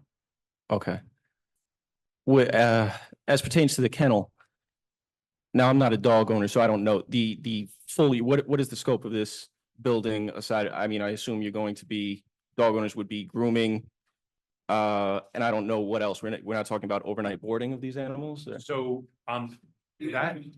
that portion of the scope in here, I would probably defer that to ownership to discuss, because that is not as clearly developed as all the other pieces of the project. Okay. It's we were looking, the whole model for this is, I know the owner was looking at several different models. I would leave it to him on which of those models is the closest fit to where he's posturing now. Okay. And I understand that you're still working it out. I would like an explanation of, you know, the full intended use of the kennel, and especially if there is, you know, the possibility of, say, doggy daycare or something like overnight boarding, you know, something to ensure that the animals are being monitored and they're safe and et cetera. Can we look at the garage? And I think I'm just about done for my fellow panelists. Which Any of the garages? So, I mean, I can do. I mean, there. Yeah, we can zoom it. Okay, so just to clarify, all of the handicap accessible parking spaces are single spaces, not tandem spaces, correct? Always, yes. Okay. Does that hold true for electric charging? The electric charging can be anything. So what we always needed to do just for FHA, we need to make sure that wherever we put a charger, every type of stall is covered. So if you have a handicap stall, you would have to have a charger at one of these, just so that you have that diversity. Normally in here, these chargers will be a single charger, but often will have can service 2 or 3 different vehicles. So they're often placed where they can service multiple vehicles. They can be put at a tandem stall or a single stall. Okay. Either work. All right. I'm looking at some of these angles with single stalls, sharp corners, and I'm wondering, will some of these be marked for compact vehicles only? So where we need to, we would. In some cases, we actually have larger spaces that accommodated storage bins at the foot of the cars. So in most of these cases, we actually had extra space. What's unique about here is anyone coming here is coming here because they have an assigned stall.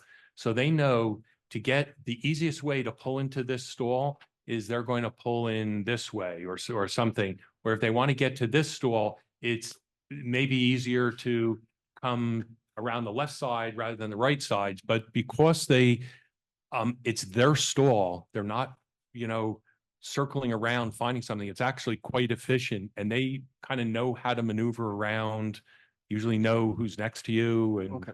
Well, for example, I'm looking at the triangular peninsula, the bottom right. Over here? No, there, right? The edge of that parking space, you see, it looks like it's clipping the turn radius, for lack of a better term here. That and the one just across from it those both look tight on the end. That's what I'm getting at. I don't have a problem with that. Okay. I mean, I personally don't have a problem with it, but I would defer if people in my team wanted to request to stripe that differently or ask for de minimis to make that a compact. I'm all for striping and any other markations where it makes sense.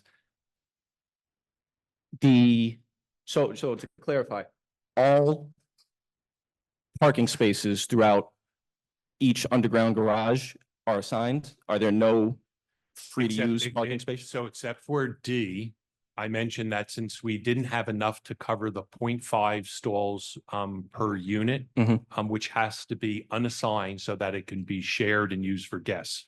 So D, I have a portion of the garage. So over here, you have a security gate coming into the garage.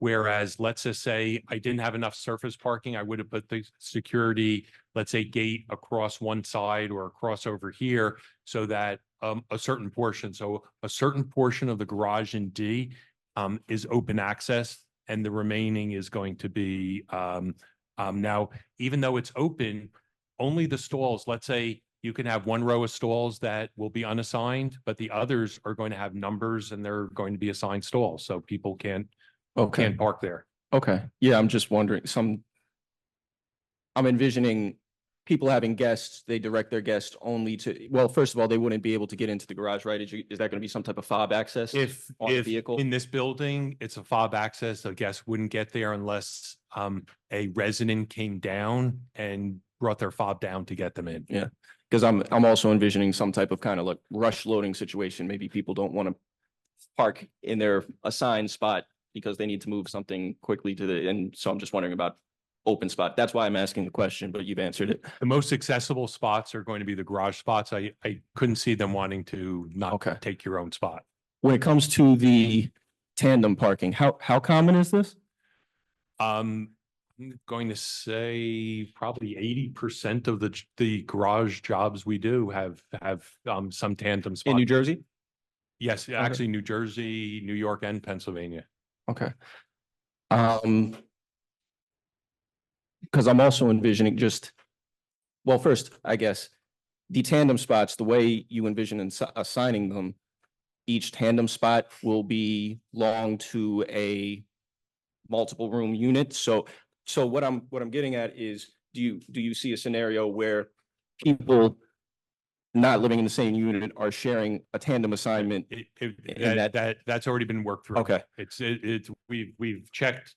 We've actually looked at that, and that's one of the reasons why we actually have a couple of extra spots, because we've made sure that balancing act is working well. Okay.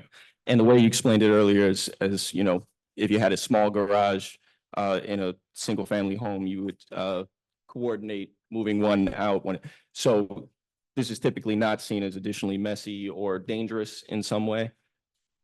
It seems to work. I was a little questioning of that the first time we did it, and when I see these in operation and the feedback I get from the developers, most of the developers I work with have multiple projects, multiple buildings. So if it doesn't work, they will not repeat it. Okay. And this is one of the things they repeat. All right. Okay, so it's just a matter of people being extra cognizant as they back out from as to not scrape or damage another car.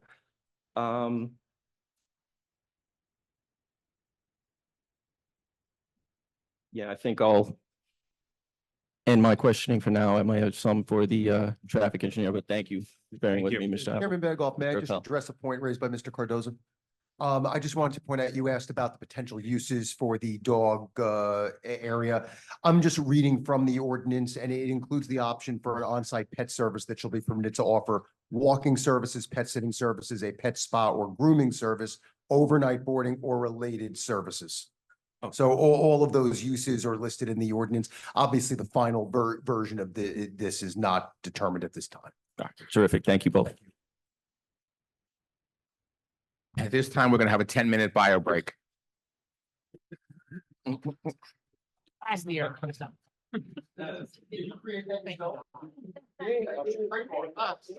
Yesterday we froze, today we're sweaty. Yeah,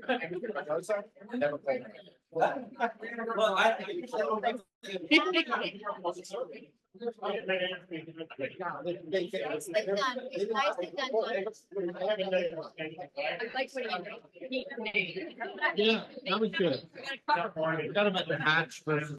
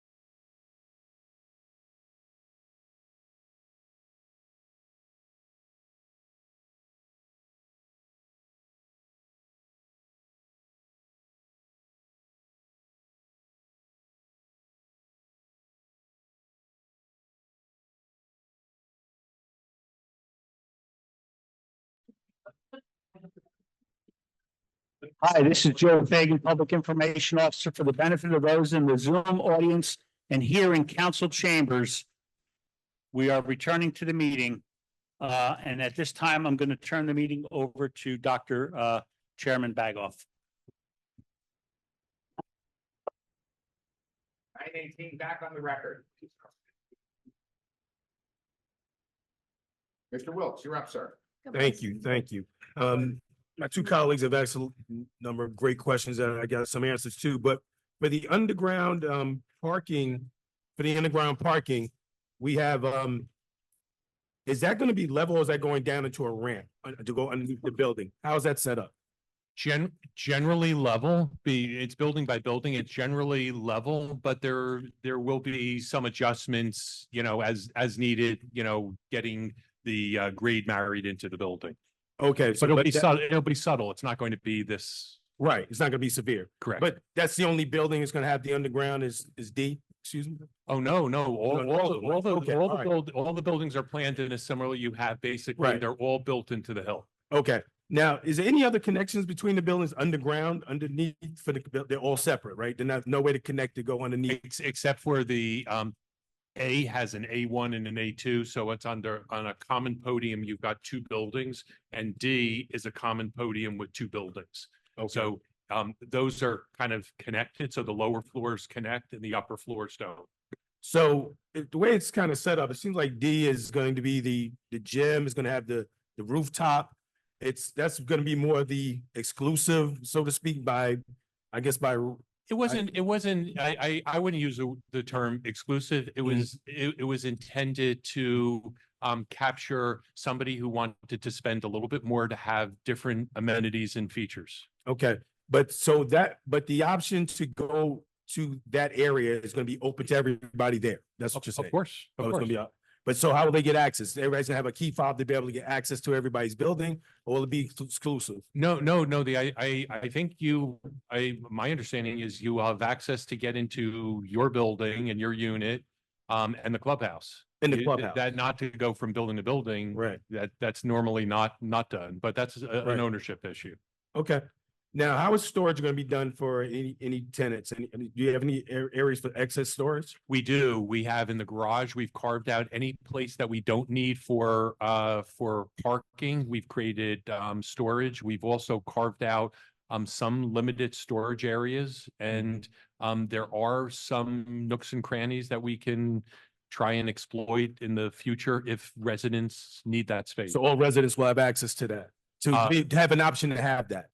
My guess is it'll either be a for purchase or some other, or first come, first serve. I don't know. I don't know how they'll divvy those up. Just show me where that's gonna be located at. So as a for instance in here there's you see, you have like these little kind of spots in here every so often. Yes. Those are where we have ability to put either a mechanical closet or a storage room. And then, as I showed on one of the earlier slides, where a parking stall, let's say, has 22 or 24 feet in depth, where we only need, let's say, 18 feet, we can put a little bit of storage container at the foot of the garage stall. Okay, will there be separate mail rooms for all these areas too? Each building has a separate mail Mail room room and for a separate packages. package room. Okay. Correct. There's no pods on the, there's no pods around the site or stuff like that. They're in the buildings. Okay. That's all my questions right now. Thank you, Mr. Albert. Thank you. A lot of mine were stolen as well. On the exposed foundation, on the requirement in the ordinance on the exposed foundation, what's the reason for the no more than 50% requirement? Is that aesthetic or is it something else? I'm going to say originally that tied into that there were provisions in the code so that the basement would not be considered a story. But we're, notwithstanding, we don't need to address that portion of the building code because of the way the podium is. We're permitted to have that as a story. So it didn't matter.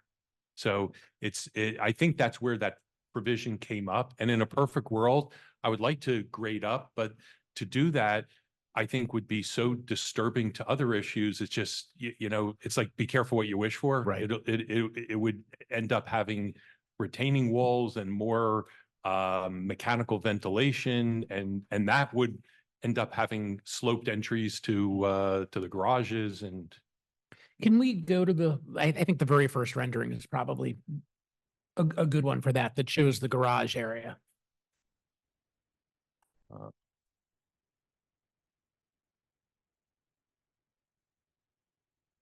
So, Yeah, I think that one's probably the best. I know this is very subjective, but to my eye, especially the louvers where you can see the cars and the more of the gray color on the bottom, it's much more of a like a city look that I think, as opposed to like, a suburban township, in fact, a rural part of a suburban township look. And I don't know, to what extent that's really, my place to say, but it just looks a little bit out of place with the setting, I think, more than anything else to my eye. And I don't know if that's because it's the exposed foundation, or if it's just this particular artistic treatment of it, or if it's something else. So I'll explain a little bit of these trees are small. So as these trees mature and get larger, that there's going to be more screening and buffering. What we wanted to do is the buildings tend to get dirty and get tired looking when you have light colored or not durable. So we thought that the dark colored brick down low on the buildings would be very successful in that, and would also tie into dark windows, and then have the remainder of the building be very light and transparent with lots of glass. So that's what our strategy was. Now, where the buildings come down much deeper, what we can do, and we have done, not on this rendering, but on some of the architectural elevations, is we've taken some of these dark areas where you have the access, the ventilation access, and actually put vegetation growing inside of it, what I call a green wall. And we've done that where we have the larger exposures in here. I would say this in here is kind of bordering on whether it's not large enough to do, but we are utilizing that, and we've utilized that on a number of places on other building facades, just not on this particular. Do you have an example of what that would look like, the green wall? I don't have a colored example. I might just have like what we're just showing it on the elevation. So it's going to be black and white. I don't think it's going to give you the depiction. Gotcha, but it's essentially vegetation growing on the louvers themselves, or? Correct. It's you basically grow, you grow from the ground up, and it grows into and around these kind of aluminum rails. Does it end up looking like a solid piece of greenery, or does it like sort of show like striped like on the? No, it gets pretty solid looking. There's a building I pass in Newark sometimes that I know has a wall that looks like, I always assumed it was fake grass. You can do it as natural, and you can also do it as synthetic. Okay, so it might look like that. Okay, I get it. I think my only other question is probably more of an ownership or planner question on the trash. After the trash is compacted, if that's intended to be removed by a private hauler or by the township. Yeah, it's most of these buildings are all private. Good. Okay, that's all I've got. Thank you. Is that a condition, private? Yes. Thank you. Would you consider condition of having a green roof in some of the areas that are open, where you have greenery on the roof, grass, other plantings? So that's a more complicated question. I like to ask those. What I will say right now is that I don't think this is dictated by the settlement agreement. And by the way, the settlement agreement is quite excessive above code. So I'm not arguing, I'm just asking. It's a significant, so that would be something I would need to, work through because it's complicated. you have to make the building taller. You have to change the structure. You have to, there's a lot of components to do that. Put some pots out. We'll put some pots out with green. Well, there are going to be planters, but but when you're saying a green roof, I'm talking about like where you take the broad area and you put sedum down. Make it partial. You don't have to do anything that you will structurally change it. I'm just asking if you could put more greenery, maybe small areas of grassland. That's not going to change the structure of the roof. I would say building D and also building A, that amenity deck, and also building C, the amenity deck. I think all of those, as far as like, I would say if we're free to use potted planters and things like that, I would say we definitely can incorporate that into. I'm just going to ask you to come back to us and give us an idea. Okay. Secondly, how many parking spaces do you have on the total project? It was testified yesterday. I think it was 1,076. Approximately.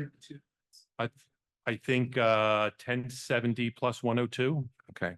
Is that okay? And you need 966, as I recall. 966, and that's without doing the EV credit. Right. So I'm going to throw this out. Can we get 75 tree islands, 25 tree islands in each parking facility? I'm just throwing that out there. And you It's inside the building. I'm sorry? No, there's some surface parking. So what surface parking, but take surface parking like we've done before and take out a parking space because they're way above what we need and make a tree island. Right, no, I was just clarifying for my colleagues, they thought the parking was all indoors. No, There is some there's surface. outdoor parking. Yeah. Yeah. So In the outdoor parking. As long as it doesn't tip the scale to the, like, so in certain areas like building D, I will say that I don't think you have that option. Right. I'm asking for you to look. Right. And come back and say, no, yes, maybe, or we can do it over here. Mr. Garino. Yeah. Thank you. Thank you, Mr. Appel. Good evening. Everybody can hear me? Good. Okay. Mr. Appel, thank you for your presentation. I have a number of questions. Either yourself and the traffic engineer, have you both looked at our complete streets ordinance, and that's part of the master plan? Do you know about our complete streets ordinance? Okay, I guess not. Okay. Okay. Basically, we look at all our developments, and all the members here were aware of complete streets, where we make our projects to be as accessible and walkable for the residents and visitors in the township of West Orange. So we want to make sure that when you're doing your traffic flows, when you're doing your parking, when you're doing the walkability from the main buildings to the clubhouse to such and to the kennel, you know, are you taking into consideration the proper considerations of complete streets? And we can get you a copy of the complete streets, but it's also incorporated into the master plan. So that's something we'd like you to look at. And when you're doing your walkways and your traffic flows, the traffic engineer will look, everybody that we've asked, particularly all the major projects we've done in town, they've looked at our complete streets and they followed it to the T. And it's something that makes it more attractive, makes it more walkable, safe for our residents, and safe for driver traffic. So we'd appreciate. We're going to get you a copy of that within the week. Right, we'll get you a copy of it. Thank you, Mr. Chairman. Recycling, how is recycling going to be handled within the development? So I did discuss that a little bit, is that inside each of the trash rooms on each building, each floor of each building, there's excess space. There will be bins with shelves and smaller bins or larger toter cans. Residents, they drop their trash in the compactor. They put their recycling in the bins. The super collects the bins, brings it down to the garage. It's stored there, brought out for collection by the hauler. Okay, so my other question that abuts on that, in the trash chutes, do you have fire suppression?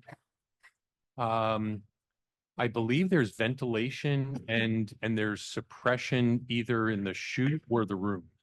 Okay, so I'm gonna take that now downstairs to the garage level. Is there fire suppression in the covered garage? Yes, of course. Is it And it's wet? also 3-hour rated. Okay, is it wet or dry? Typically dry. Okay, dry.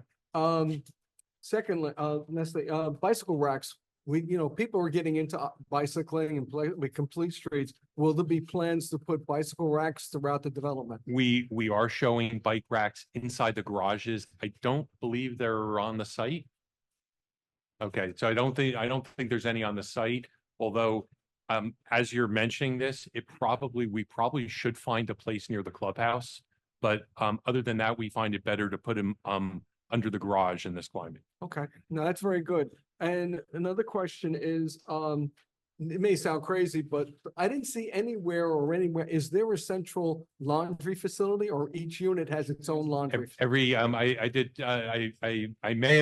or may not have mentioned that, is that every unit has their own washer and dryer, affordable and market.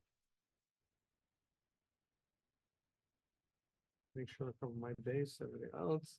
Give me a second. No, that's all. Thank you, Mr. Chairman. Thank you, Mr. Thank you, Thank Mr. you. Marino. Mayor McCartney. Thank you, Chairman. You had used the word materially similar, and I was using the word indistinguishable. So I was pleased to hear that the affordable units are basically indistinguishable from all the other units. But I do have a question about that.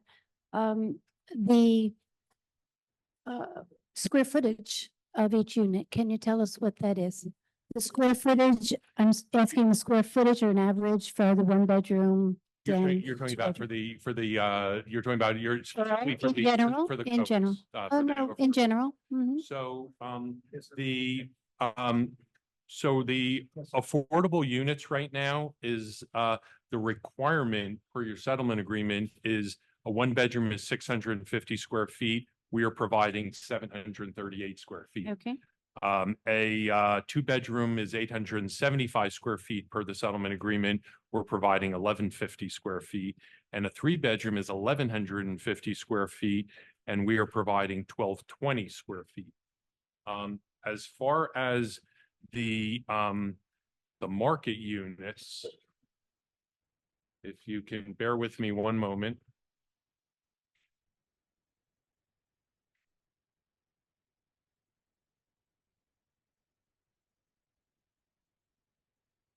Going to give you a little bit of a range, and I'm going to give you a little bit of a range in here. And the reason I'm giving you a range is because with all the jukes and jogs of the building and balconies and cutbacks and everything, there's a lot of diversity in the size of the units. But on the market units, a one bedroom will be roughly between 800 and 900 square feet. A one bedroom plus den, approximately 1,000 to 1,200 square feet. A three bedroom den is, I'm sorry, a two bedroom would be 1,200 to 1,300 square feet. A two bedroom plus den would be 1,500 to 1,750 square feet. A three bedroom would be 1,690 to 1,850 square feet. And a three bedroom plus den, 1,735 to 2,225 square feet. And while I gave you an exact range, there's a little bit of a range on the affordables as well, but they're all hovering above that minimum requirement. Thank you. Do you know, or do you have what that moderate income and low income is? I don't have those numbers. You're talking about the UHAC number. Yeah. I don't have that. Okay. So on view one here, I know you said it was an artistic rendering. It really looks like a real picture because it looks like the sun is up after a rainfall. So it really looks like this exists already. I think this was very aesthetic, an interesting aesthetic to show this type of picture. What immediately caught my attention, though, is the railing on the balconies. We heard about safety. That actually serves as a ladder for young children. And I don't know if you want to take that into consideration. We will look at that. We would, I will be more concerned on the public spaces where I think it's more critical, but we will take that into account when we're fine tuning that. Thank you.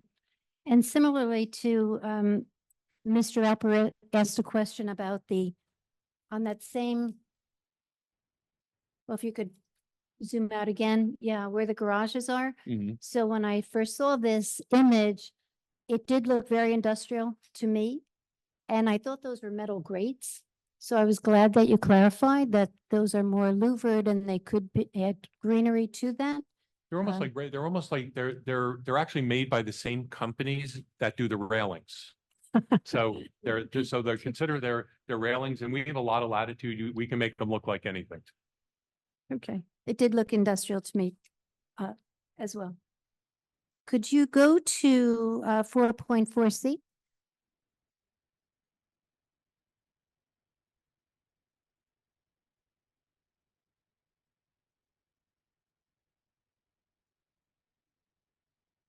Oh, that's the section. There you go. Thank you. So this came up last night. We were talking about the slope, and can you tell us what that distance is from the ridge line? I was asking how many feet from the building to the ridge line? So that varies because of the way the building and the Construction ridge building, line right. is situated. At some points so I'm going by building D at one corner, it starts off at 25, then it goes to 85, then to 66, then to 24, then to 22, then up to 43. And then the closest spot is there's one corner that's a pinch point, and that's 7 feet. And then it goes to 32 and then 41. Because of all the different angles. It's because of the way the building's situated but those are the numbers. So in this. And those are kind of approximate. Those are scaled off off a drawing. And it is level here. In the same view here, are those trees existing or is that proposed? That's part of the existing trees in there. Okay. And so if these are rental units, is there a fee, a separate fee for parking? I understand in other municipalities, when there are units like this, the renters do not like to pay the extra rental fee and they end up parking out on the street. Is that something that you can address? Is the parking included in the rent? That's the question. When it's separate, we're finding other municipalities complain about people not paying the extra fee and parking on the street. Well, there's no, on in this the case, road. there's no street On the parking, road, but right. there's the Surface. surface parking. Good. Yeah, I have an owner representative here who just, you could swear him in and you could address the mayor's question, if that's appropriate, Mr. Chairman. It would be related to Yes. this specific question. I would appreciate it. Okay. Thank you. Okay. I'd like to call Mark Hoffman. Mr. Hoffman, you want to get to a microphone? Okay. Good evening, Mr. Hoffman. Put your name on the record, sir. Mark Hoffman. Spell your last name, please. Hoffman, Hoffman. Thank you, sir. Do you swear or affirm to tell the truth, the whole truth, and nothing but the truth? I do. Okay, thank you, Mark. You heard the mayor's question about parking. Could we Yeah, just, can we have it who repeat? Mark Hoffman is for the record? Oh, I'm sorry, Mark, could you please identify yourself? Sure. I'm a partner within the Garden Homes organization. I'm principally responsible for the design, development, construction of the project that's being presented this evening. Thank you. Okay, and Mark, did you hear the mayor's question about whether residents would be required to pay for parking? Yes. Okay, could you please address that one question? Sure. Typically, they're not required to pay for parking and residents are assigned spaces within the community. There are times, and I don't think that'll happen here, where individuals that don't have cars might not have to, they might get a decreased rent or something of that nature, but we won't have that issue here because we really don't have street parking. And based on the location of the development there, no one's going to really have an opportunity to park anywhere but in a parking space near the building. Thank you, Mark. Thank you, Mr. Hoffman. Thank you. Thank you, Mr. Hoffman. Mr. Pell, one more question about, you referred to the amenities in the different buildings. Can you elaborate on that? Is it an amenity like a game room? Is it a workspace area? So you're talking about other than the clubhouse at Yes, Building in the D? buildings themselves. right? So typically that would be kind of a club room. So just a lounge or sitting area. It's only Building D that will have its own gym. Right. Okay. Let me just, I think that's it. Thank you very much. Great, thank Mr. thank you. Klein. Good evening, Mr. Appel. I just want to talk about Building D a little bit. The length of Building D, I thought I saw some numbers like one piece was 200 feet, then 400, then another two. Is it about 800 feet long? Roughly?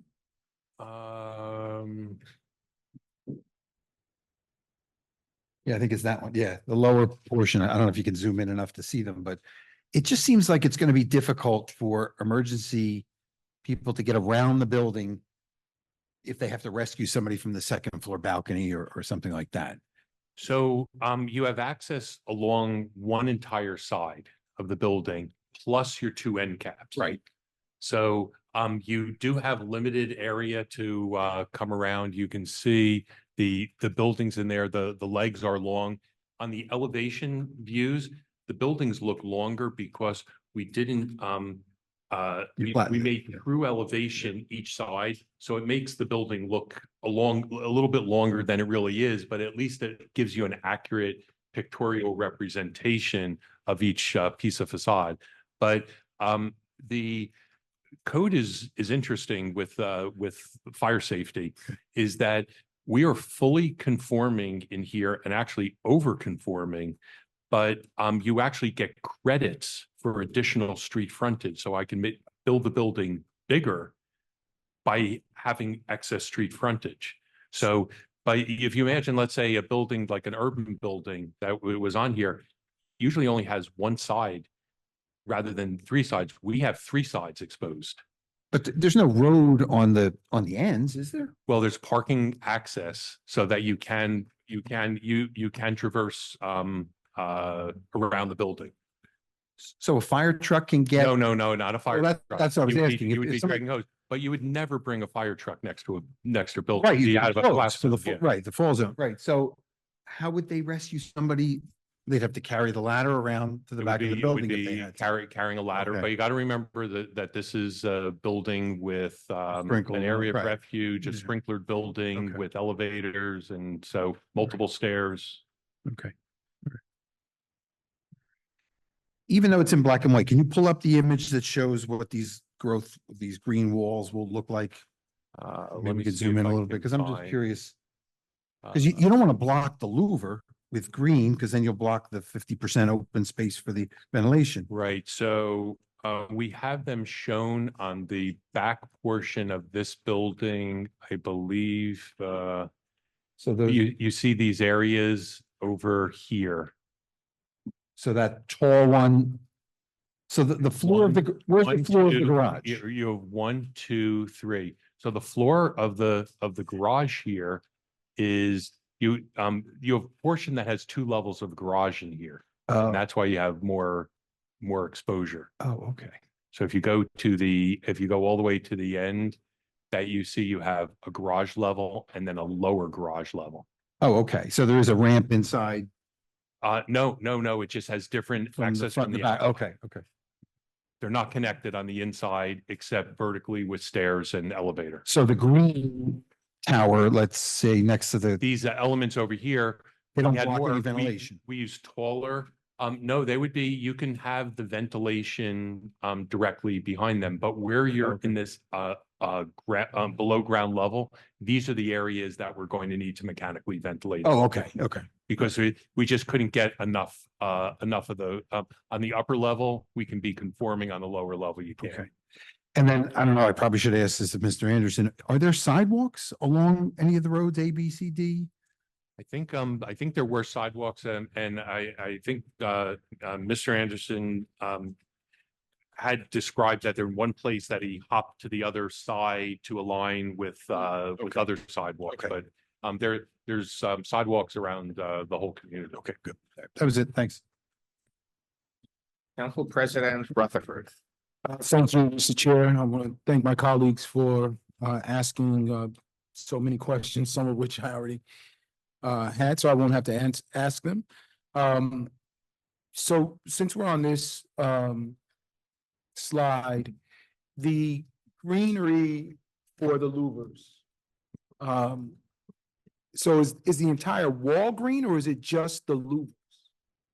Does it grow up from the ground? So imagine that you have planting that starts in the ground, and then there's a hole here or a recess in the facade, and you have a grid work of powder coated aluminum, and that the plants Greenery will grow around and grow up into the spaces, and it just creates a green, like almost a translucent green feel to the facade. Got it. Actually very attractive. I understand. So some of this may be redundant. I do apologize in advance. But back to the tandem stalls. So, and I want to thank my colleague for asking the question, but I was a little unclear on the answer. So for the tandem stalls for parking, will the two stalls, the two spots that are in tandem, will they be assigned to the same unit? Single unit, correct. Okay.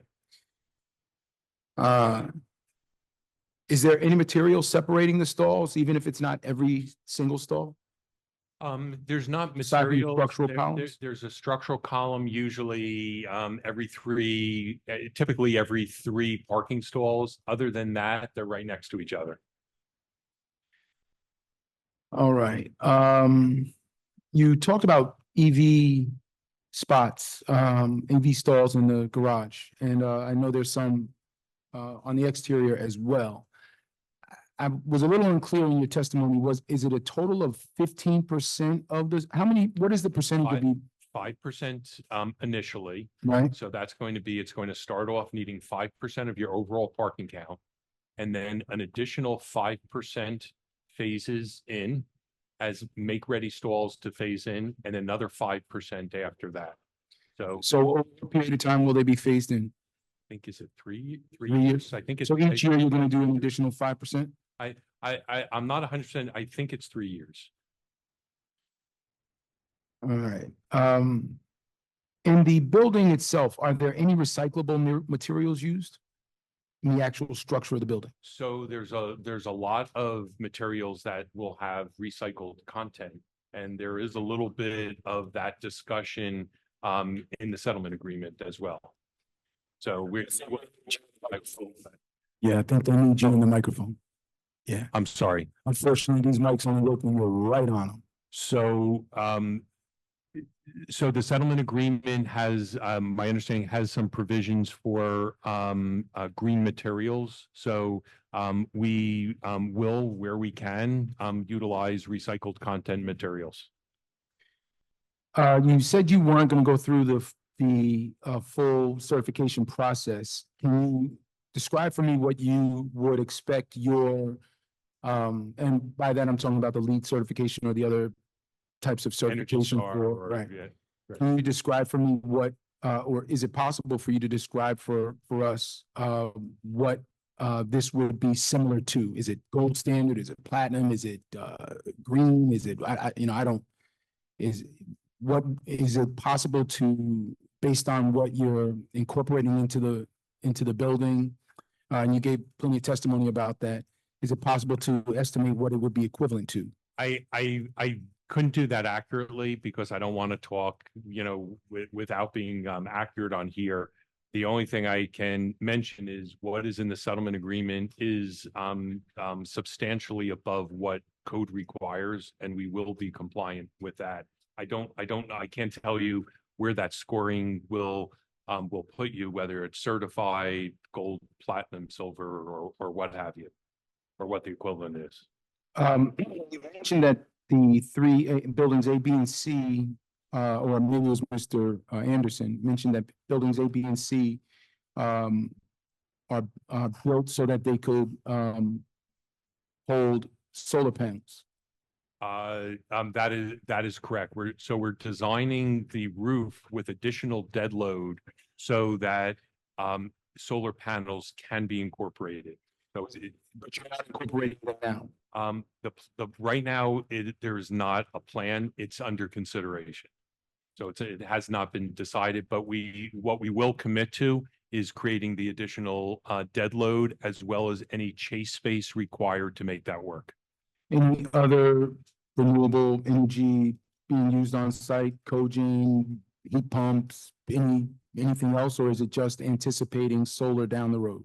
Other than the EV charging that, that's on there, the mechanical equipment is actually a higher efficiency than what is required by code. So, that's one of the reasons why we had to go to the flat roof. Okay. In the settlement agreement, there's kind of a pretty long list of items. We have to do a light colored roof, and I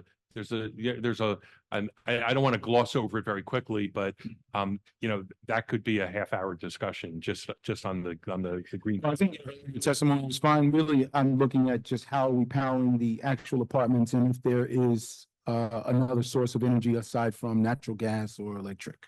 There is not an alternative fuel. And even if it was solar, I think you would still have the same types of furnaces and stuff like that. It wouldn't be substituting that.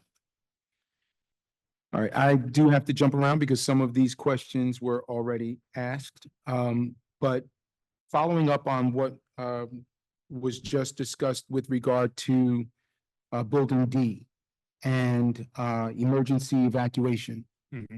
So if there is a need to evacuate someone from the rear of Building D, which faces the steep slope, can you help me understand how we are addressing the need for the firefighters to get back there with heavy equipment? So the firefighters would be able to, like that building in itself has, I think, 4 different stair towers with, so there will be stair towers, there will be standpipes, they would come up to fight a fire. In addition, there will be an area of refuge so that somebody who was in an area can go to an area of safe protection, whether that will be in a large area within a stair tower, or will be a separate firewall separating that area to be an area of refuge. So that will be provided there.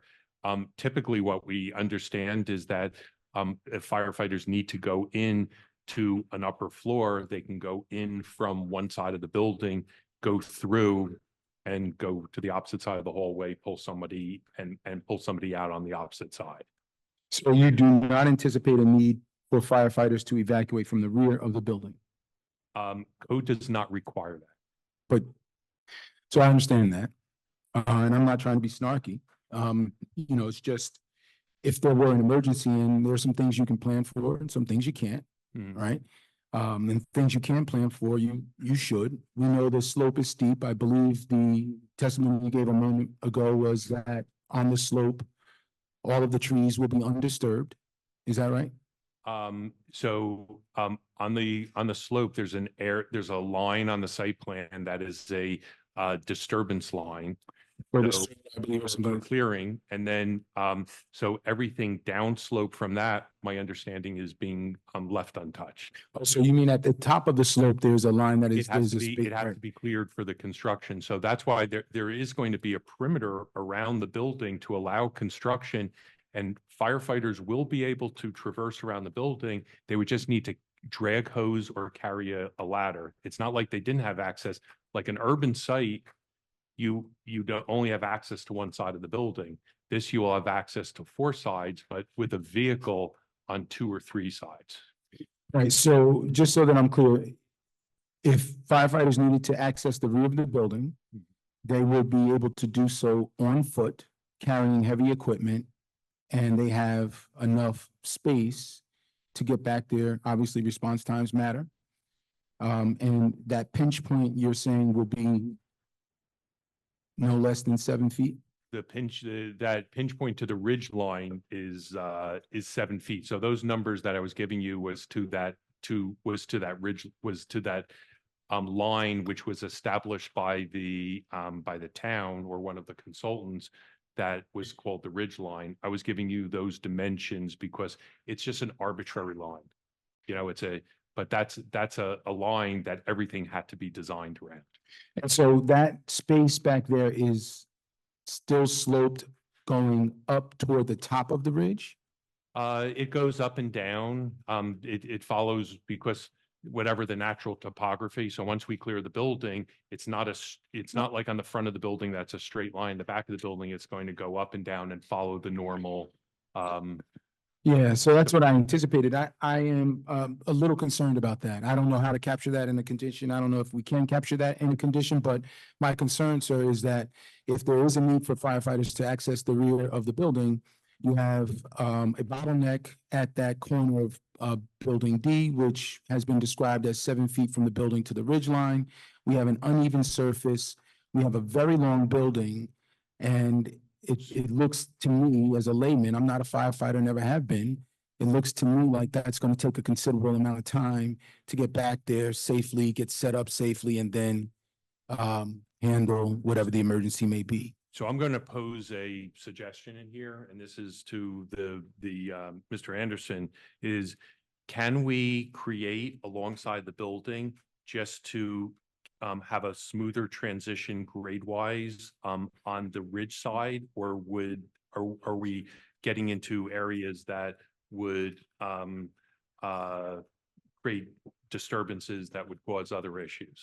And that would be the question of whether, as long as there's adequate space.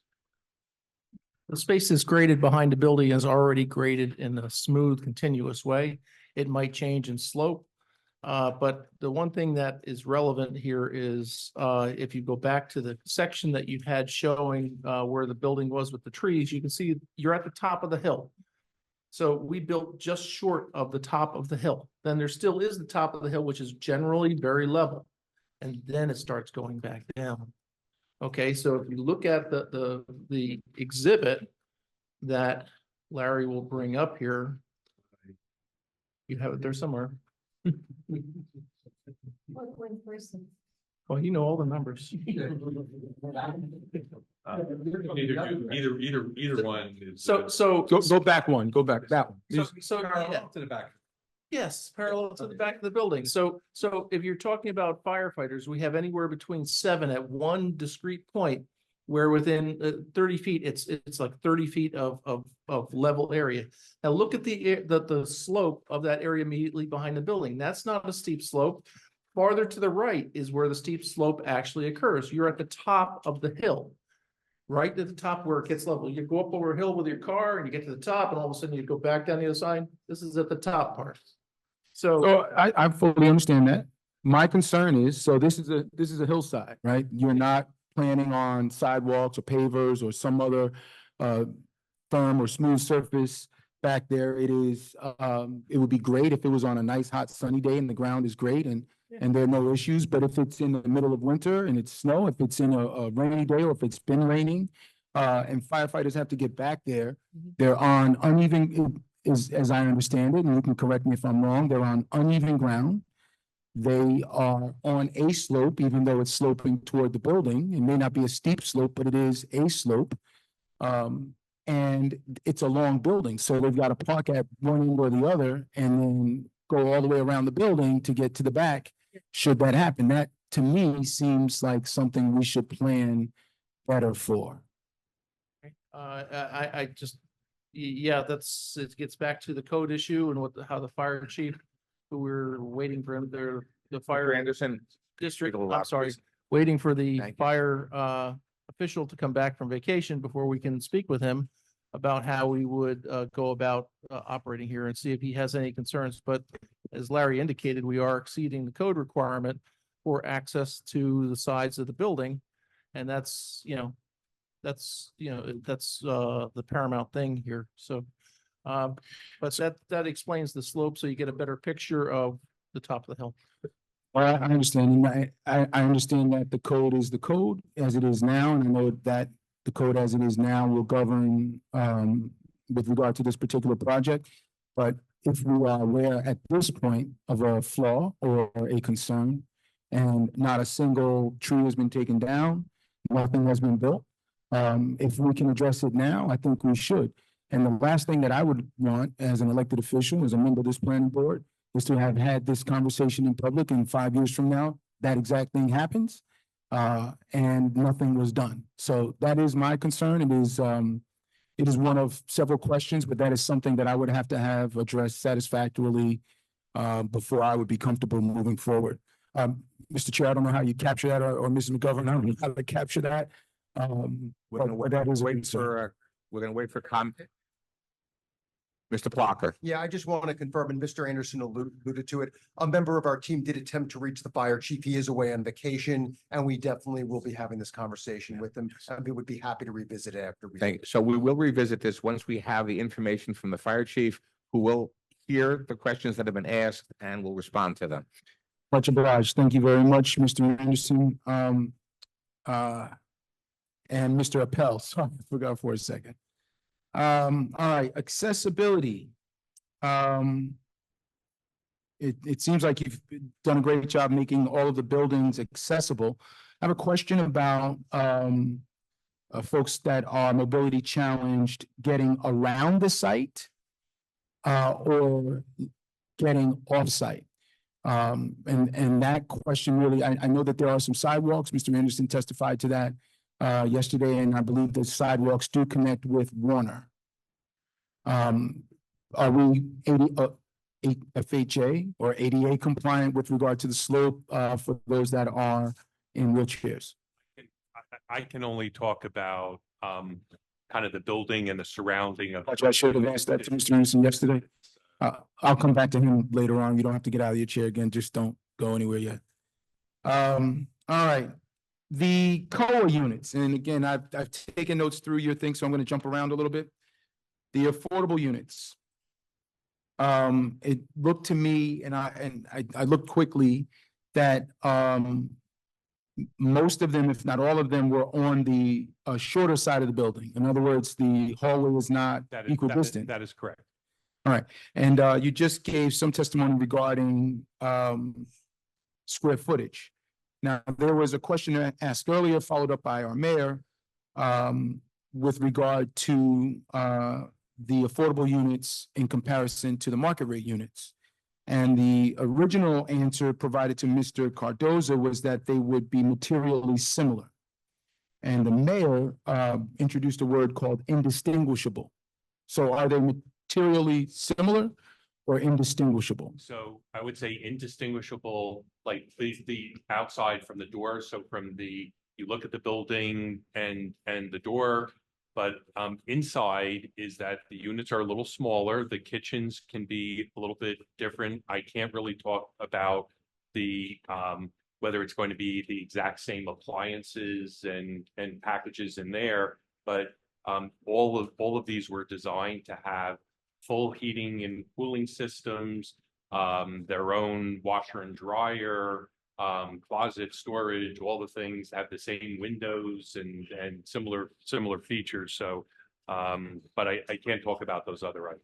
So I think with regard to the fit and finish, I would like the affordable units to be indistinguishable, or materially, I would like to know if they are indistinguishable or materially similar to the market rate units. Talking about now with finishes and.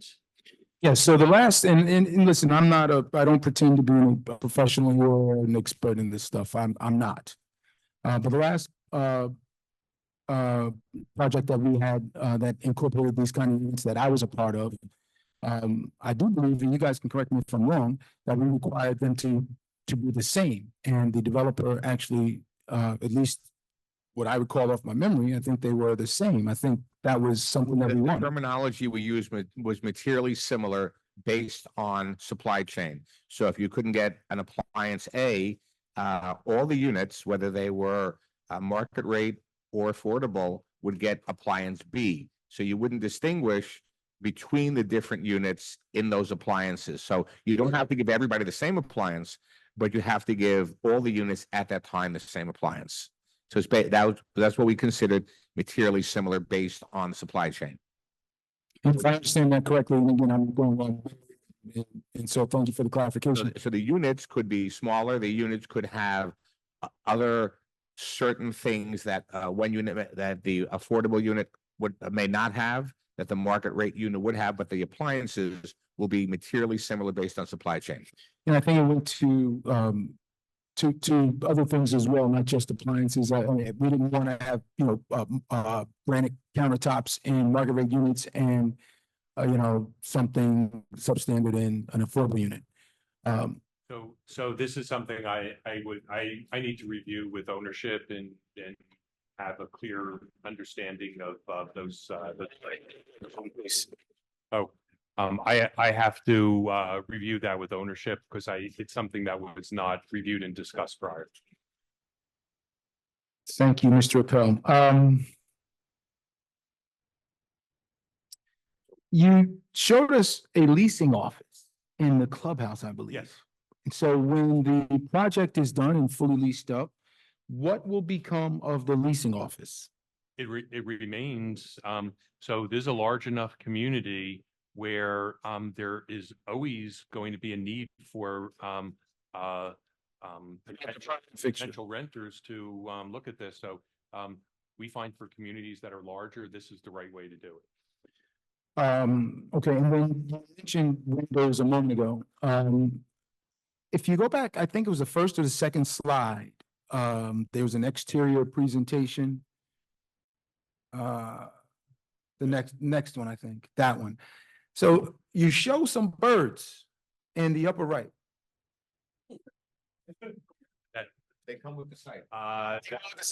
That is an artistic expression. The birds will be materially similar. Are they materially similar? My hat's off to the. They fly equally over the affordable units and the market units. Perfect. My hat's off to the artist. The question is, they're there. They're a reminder that you are in the middle of woods, this development. And we have, I personally experienced it, and I'm sure others have, birds flying into windows. Is there any technology on any of these large windows to help prevent or mitigate that risk? Usually when you have window shades and stuff like that, is that my understanding is those are helpful with that. But I don't have like technology or have not looked at that. Okay.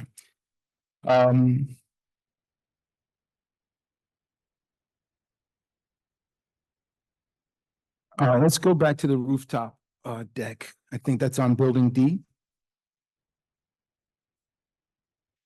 Yesterday, Mr. Anderson gave some testimony with regard to attempted balloon tests for sightlines. And I think you today gave some testimony stating that, well, is there a view of New York City from this property? So my understanding toward New York, I don't know that you will see. My understanding from what we've seen with the tree line is that upper floor will have some kind of peek through places. So not every place is going to give you a straight line, but you'll have some pockets where there are thinner and exposure. So that's my understanding. That's what we were designing to accommodate and take advantage of. So there is a portion of the building that will be visible above the tree line? Is that from where? You would have to be not from those surrounding locations, because that exhibit was showing that let me go to, when you look at the actual view, taking advantage of the topography, you see that even if this was above, you're not going to be able to see. If you can zoom back out, please. Is that building D? That's building D right there. So Right. you can see that sight line is through so many hundreds of feet of trees. Now, is there a remote top, like up by the manor, where you may see a little piece of the building poking up? Possibly. So that is facing east is what you're saying? This Like is- to the this right is east? Right is facing east, correct? So, we're on, that's on Second Mountain, am I right? Or is that First Mountain? I know there are two mountains. This is on one of them. That's at the top of one. Right? So the other one is going to be South Mountain Reservation is the second mountain. If I'm understanding what you're saying. Right, and it may not be called that, but whatever it's called, that's what it is, right? Are you going to be able to see this building?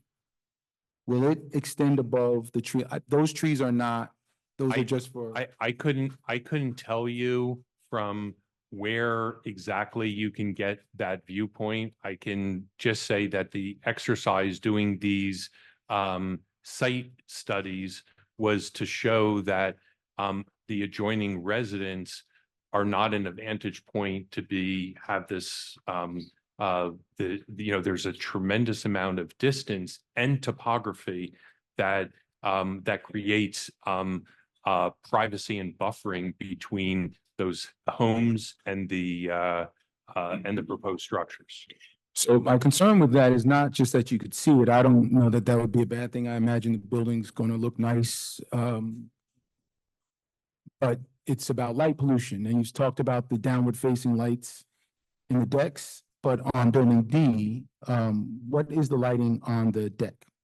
The testimony I gave earlier is that we were proposing that to be predominantly bollard type lighting. That's what is bollard lighting? Lighting is where you have low level lighting so that instead of a light fixture up high shining down, it's a low light that broadcasts to the side. So we're looking at low lights in walls, planters, and bollard rather than high lighting. Got it. And that was in regard just to being more sensitive to that. All right. Now, have you considered in your public spaces where, how many garbage cans you're going to have around the clubhouse, the dog kennel, the dog park? Have not gotten into that level of detail. Okay. But there will be public trash cans in those public areas? I think that's a wonderful idea, and I think that we should include some of these. I think it's and one of the things that we did not think through. We located bike racks below the buildings, but not at the clubhouse. And I think people should be encouraged to bike to the clubhouse. On that note, are you going to have bike lanes? I don't believe there was anything proposed as a bike lane. Wide enough to incorporate a bike lane? Not currently.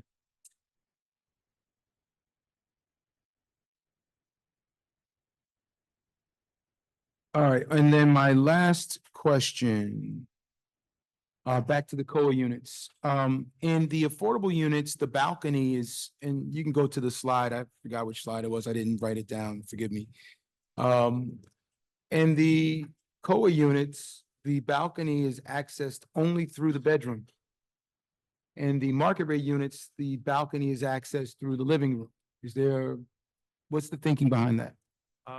I'm not sure if that's accurate the case for everything. Okay. Let me give me a moment, please. Sure.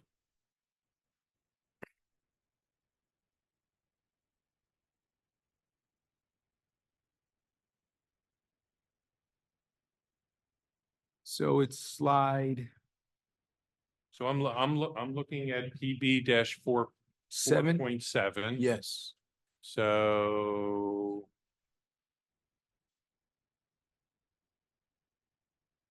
So 4.7. One bedroom. We're showing. So living room. So the balcony is off the bedroom, and this is in on the one bedroom, it's off the bedroom. Right. And that was to allow the living room to be larger. That was why we had done that. We thought it was a better trade-off. Okay. And then on the 2-bedroom COA, it is off the living room. Right. And on 3-bedroom COA, it's also off the living room. So So my notes weren't clear, but it on the one but bedroom. you're correct on on that one. And so the Correct. thinking was to give a larger living room. That was why we had placed it over there. Because we could mirror the unit, so we keep the balcony in the same place, but now you're going to have a smaller living room, and we thought that was more valuable for the resident. That's a choice. I just wanted to understand the thinking behind it. I will say that I am a little disappointed with the size, the square footage difference between the affordable and the market rate units. That is disappointing. What I would like to see, I won't speak for anyone else, are the affordable units to be, I won't use the word indistinguishable, that's already been refuted or pushed back against, but substantially or more substantially similar to the market rate units. At the lower end, we're looking at about a 20% difference between a affordable unit and a market rate unit, with the affordable unit being much smaller. It's not as bad in the 2-bedroom, but it is a big difference in the 3-bedroom. So what you have to look at in here is that on the short side of the building, you have both market and affordable units. So you have a 1-bedroom over here. This happens to be a 2-bed. So you have here's a 1-bedroom COA and a 1-bedroom market. You can see you shouldn't compare the 1-bedroom COA to the 1-bedroom plus den across the hall, that there's a big difference, but you can see the 1-bedroom and the 1-bedroom COA are really quite similar size-wise. Just that there happen to be other larger 1-bedrooms available also. So there are small 1-bedroom market units also. Smaller, correct. The numbers you gave were 800 to 900 square feet. I don't know what that block is that's missing out of the 1-bedroom and 2-bedroom COA. Those are placeholders for both storage room as well as mechanical closets. So now, yeah, not to belabor the point, however we got here, 738 on average versus 850 on average, right? 800 to 900, 1150. But you're comparing larger 1-bedrooms and smaller 1-bedrooms. No, I'm comparing averages. If you're saying the affordable average was 738, or the affordable was 738. The average of a market rate 1-bedroom is 800 to 900. The range is 800 to 900. The average would be 850. Just looking at those two numbers. So we're looking at 850 square feet versus 738. That's 112 square feet difference. That's almost a 20% difference in size. That's substantial to me. Now, it's not as big of a difference on the 2-bedroom. 2-bedroom is 1150 on average. Market rate is 1,200 to 1,300 square feet. So just say 1,250. It's 150. It's 100 square foot difference. It's not a meaningful difference. It's less than 10%.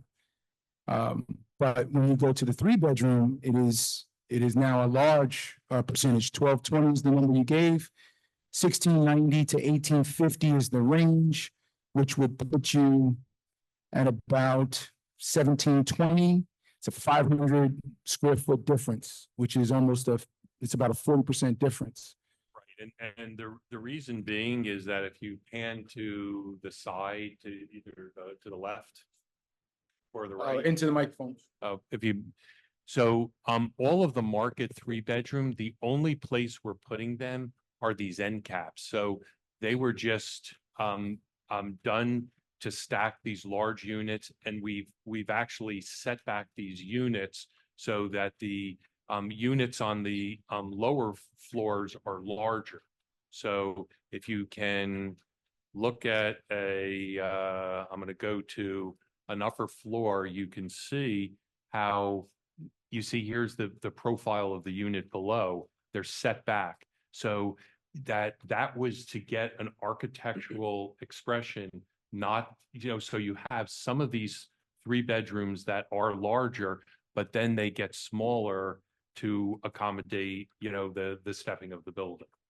Well, even if you use the smallest 3-bedroom, you're looking at 1690 square feet versus 1220, which is a 470 square foot difference, which is still about 30%. So we will look at the COA unit sizes. Right, and that is just a philosophical approach to how we treat renters who would fall into that affordable category. And making it as difficult as possible to distinguish between an affordable unit and a market rate unit. And it's not just about the door, because with the 3-bedroom in particular, we would expect there to be children. And what I would hate to see is children going from one unit to another, and being able to distinguish that this is the affordable unit, which would, could expose kids to that type of bullying. Kids can be cruel sometimes. So that's the thinking, that's the philosophy. And if we can address it beforehand, I would appreciate it. Those are my questions and my thoughts.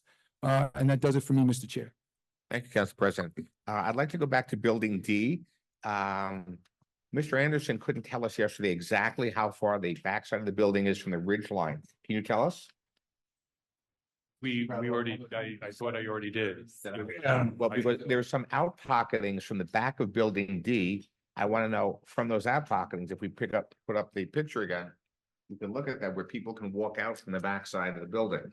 That's what it looked like.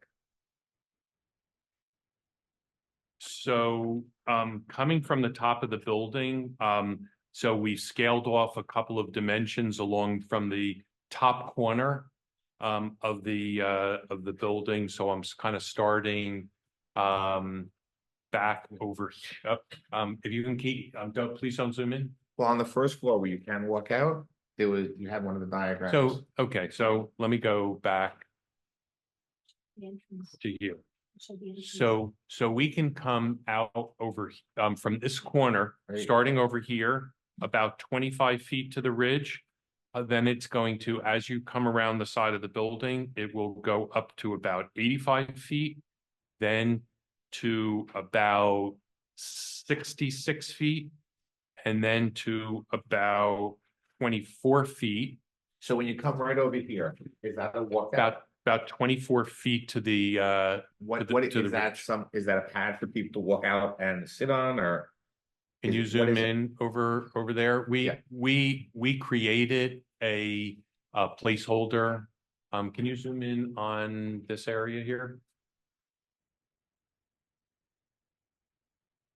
So we've created an outdoor space behind the gym over here. And so how far is that from the ridge line?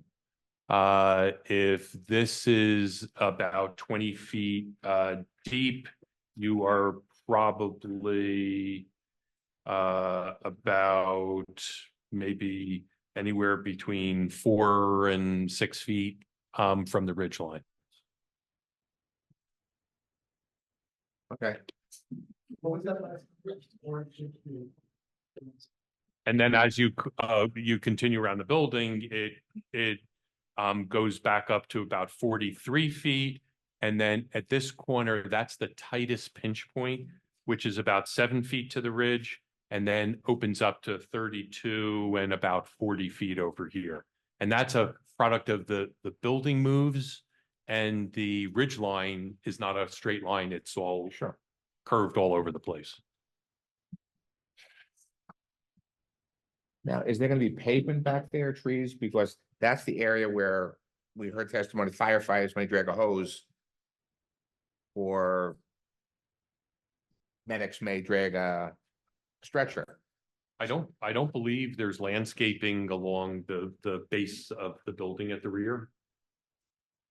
No, it's not. Yeah, so I think it's open. The green wall is in spots. Go to the back of the building elevation. That's what we're talking about, right?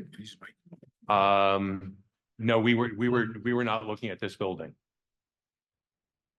They didn't talk about this part of the building. They talked about louvers in the front of the We- building. we the were- garage.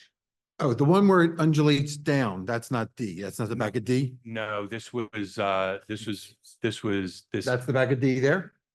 this is the building that That's the we front of the were. building. Oop. Facing the driveway.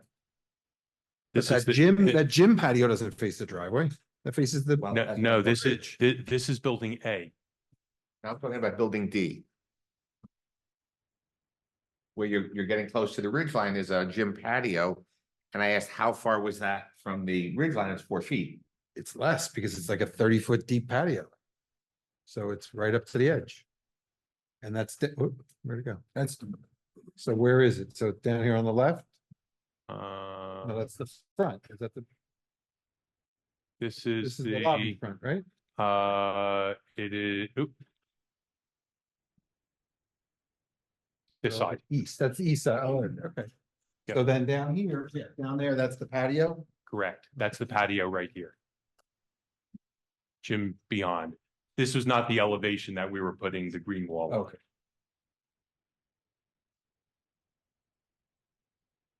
And is the term ridge line here being used to mean the actual crest of the hill or the do not build past this? It is, the- line, it- line. whenever we use the term ridge line, it's that line that was established by the town. That's what I thought. Do we know the distance to the actual top of the hill? I couldn't correlate like where the topo lines Okay. relate to that. But it's not the case that we're 6 feet from the top of the hill at any point. No, the only thing that I can tell you with, like this is taken from all of the actual grades that when we did these sections. So you can kind of see how, where all of this kind of, you have this kind of flat spot and it doesn't get really steep till you're all the way back over here. Depends on where you take the slice. Yeah, correct. It would be useful to know the actual closest distance to the point where it becomes a problem, whether that's the top of the hill or probably both the top of the hill and where the slope gets beyond a certain percentage of slope. It's important to know how far it is from the actual line on the plans too. That 6 feet number is not unimportant, but I would want to know how many feet we are from the top and from at whatever point the slope becomes technically steep. Mr. Anderson. Thank you. So at that pinch point where it's 7 feet, there, your slope ordinance, which doesn't apply. I'm trying. Right, understand that, I understand it doesn't apply, but Hold it up if you need to. I understand it doesn't apply, but I like that we can So use it as an so existing if you look, definition. your slope ordinance applies, it starts regulating slopes at 10%. Okay, the 10% point starts about 20 feet off of that corner. From the tightest. From the tightest point. Thank you. Will there be wayfaring signs throughout the complex? Go this way, go that way, building A, building B, park here. I'm sorry, not part of the application now, but my understanding is that there would be and should be wayfaring signs. Will you consider using solar powered wayfaring signs? I think that could be a reasonable solution.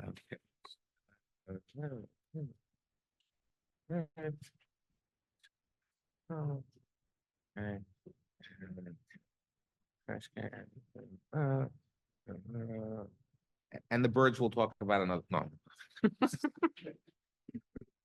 Birds. Okay. Couple follow-up questions. I'm sorry. Mr. Hess. Thank you, Mr. Chairman. I have, Mr. Appel, I have two questions for you. The first is, you spoke about the the parking spaces for building D and that they would be assigned. Then you're going to have the visitor spaces. Are the visitor spaces going to be marked for visitors? Or are they also open to other tenants who maybe want to have a second vehicle? what is proposed right now is that you have assigned stalls Right. for each unit. And in addition to the assigned stalls for each unit, the remainder of the stalls are shared. And they will accommodate the 0.5 stalls per unit for visitors, but they would not be labeled specifically visitor only. They would just be non-labeled. So you'd have an assigned stall or an unlabeled stall. But are there excess spaces above the 0.5 per unit? But my question is, if they're not labeled for visitors, then you could potentially have tenants who have a second vehicle that don't have an assigned space that could be using the unassigned parking and taking away spaces that would be there for visitors. So my question is, how do you plan to address that? Normally, this is the process that we do. We don't just label them specifically as visitor only spaces. It tends to work well is that ownership, if they find a problem, they address a problem, but usually it works out well. And are any assigned spaces proposed in the other buildings? Yes, so in building A, B, and C, all of the garage spaces will be assigned. Okay, It's only D that there's limited surface stalls, so that has some interior unassigned stalls. are there excess garage spaces in the other buildings other than D? When you say excess, Well, if you're assigning one space per unit, then are there more than one space per unit in the garage? I believe so. Okay, And some units will be assigned to tandem stall and some units will be assigned to single stall. okay. And then all the spaces on the surface they'll be open for visitors? Or whoever, they'll be Visitors, unassigned? visitors, guests, or possibly, residents that are not parking, inside. They're just open for anybody. Okay. Second question is, the plans show that you have one bedroom with dens and 2-bedroom units with dens. I'm sorry, can you repeat that? I can't hear. There's. Okay. The plans show that you're proposing 1-bedroom units with dens and also 2-bedroom units with dens. What provisions have you incorporated into the design to keep the dens from being converted to bedrooms? In this particular case, we are over parked. So the question is, I don't know whether a restriction is needed or valid. Usually the reason you do it is because you don't have enough parking. We have fast parking right now. So I don't know whether it's necessary to restrict that. Okay, thank you. Mr. Hazel. Yeah, if I can start off with the last response, you said that Mr. Hazel, speak up a little bit more, please. Thank you. You said that usually you would not restrict that den area based on the availability of parking. That would be the one thing that would sort of require you to restrict that.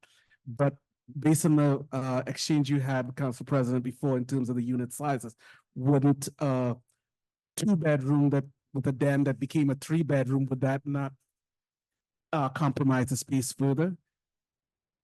I don't understand what the question is.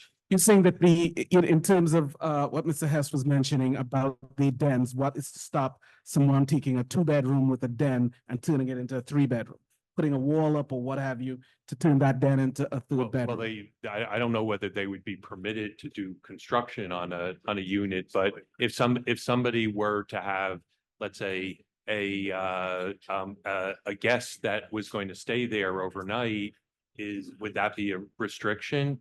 I don't know. I don't know if that's necessary to make. In some ordinances, the bedroom count is limited or you're limited by parking. In this particular case, we don't have a limitation on here. We're suggesting the dens not to be bedrooms. We've designed them to be extra spaces like for a home office or a dining space or a hobby room or something like that, but not not a bedroom, but I don't know whether a restriction is necessary. No, I only picked up on that because of what you'd said, the limitation was based on availability of parking and that was, other question, the non-conforming situation you have that is triggering the variance. Did I hear you say that there was some visual that you had that showed where that 50% maximum was, you've gone over that 50% maximum? On which buildings and what areas? I don't have a specific visual, but we went through and did calculations for all of this, and that we felt that it was a better design solution to request that relief rather than try to build walls and alter grading in an awkward manner. If I may, Mr. Chair, I would recommend that because this is the non-conformant variant condition for which a variance would be required, that some sort of a graphic be provided showing the extent to which that is. Because when I look at the elevations, and so some areas there, it's fairly significant. And I think that someone did ask about if there's a sidewalk adjacent to the buildings. I know many buildings that do have this situation, they would not have this on the louvers and so on the front facade. So it kind of keeps the front facade looking like a front facade.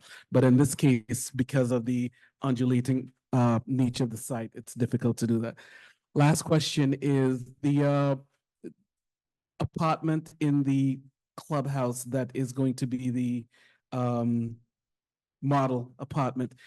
Is there any intent, is there any intent to have any, for want of a better way of putting this, service quarters or service habitation for? No. If that needs to be a restriction, that's certainly fine to have that it will not be a occupied unit. It's only for sales, leasing and marketing purposes. So Chair, I would recommend that be included. Be restricted, yes, Thank we'll make a condition. Mr. Chair, can I? Council President Rutherford. Would like to follow back up on the parking. So it's my understanding that there are no restrictions with regard to usage of the den as a bedroom. And there are no assigned visitor parking. So the visitor spots could be used by residents, and there is an additional fee for the parking. I think the combination of those three things is there is. Who represented that there was an additional? So the parking is included with the rent? Okay, so I misunderstand. It's all right. I'm present. Hey, relax, take a deep breath, right? I think everybody in here is human. So there is, the parking is included in the rent. That's what I think Mr. And so those tandem spots, so if you have a 2-bedroom or 3-bedroom, you will get 2 spots included with your rent. Is that right? Yes?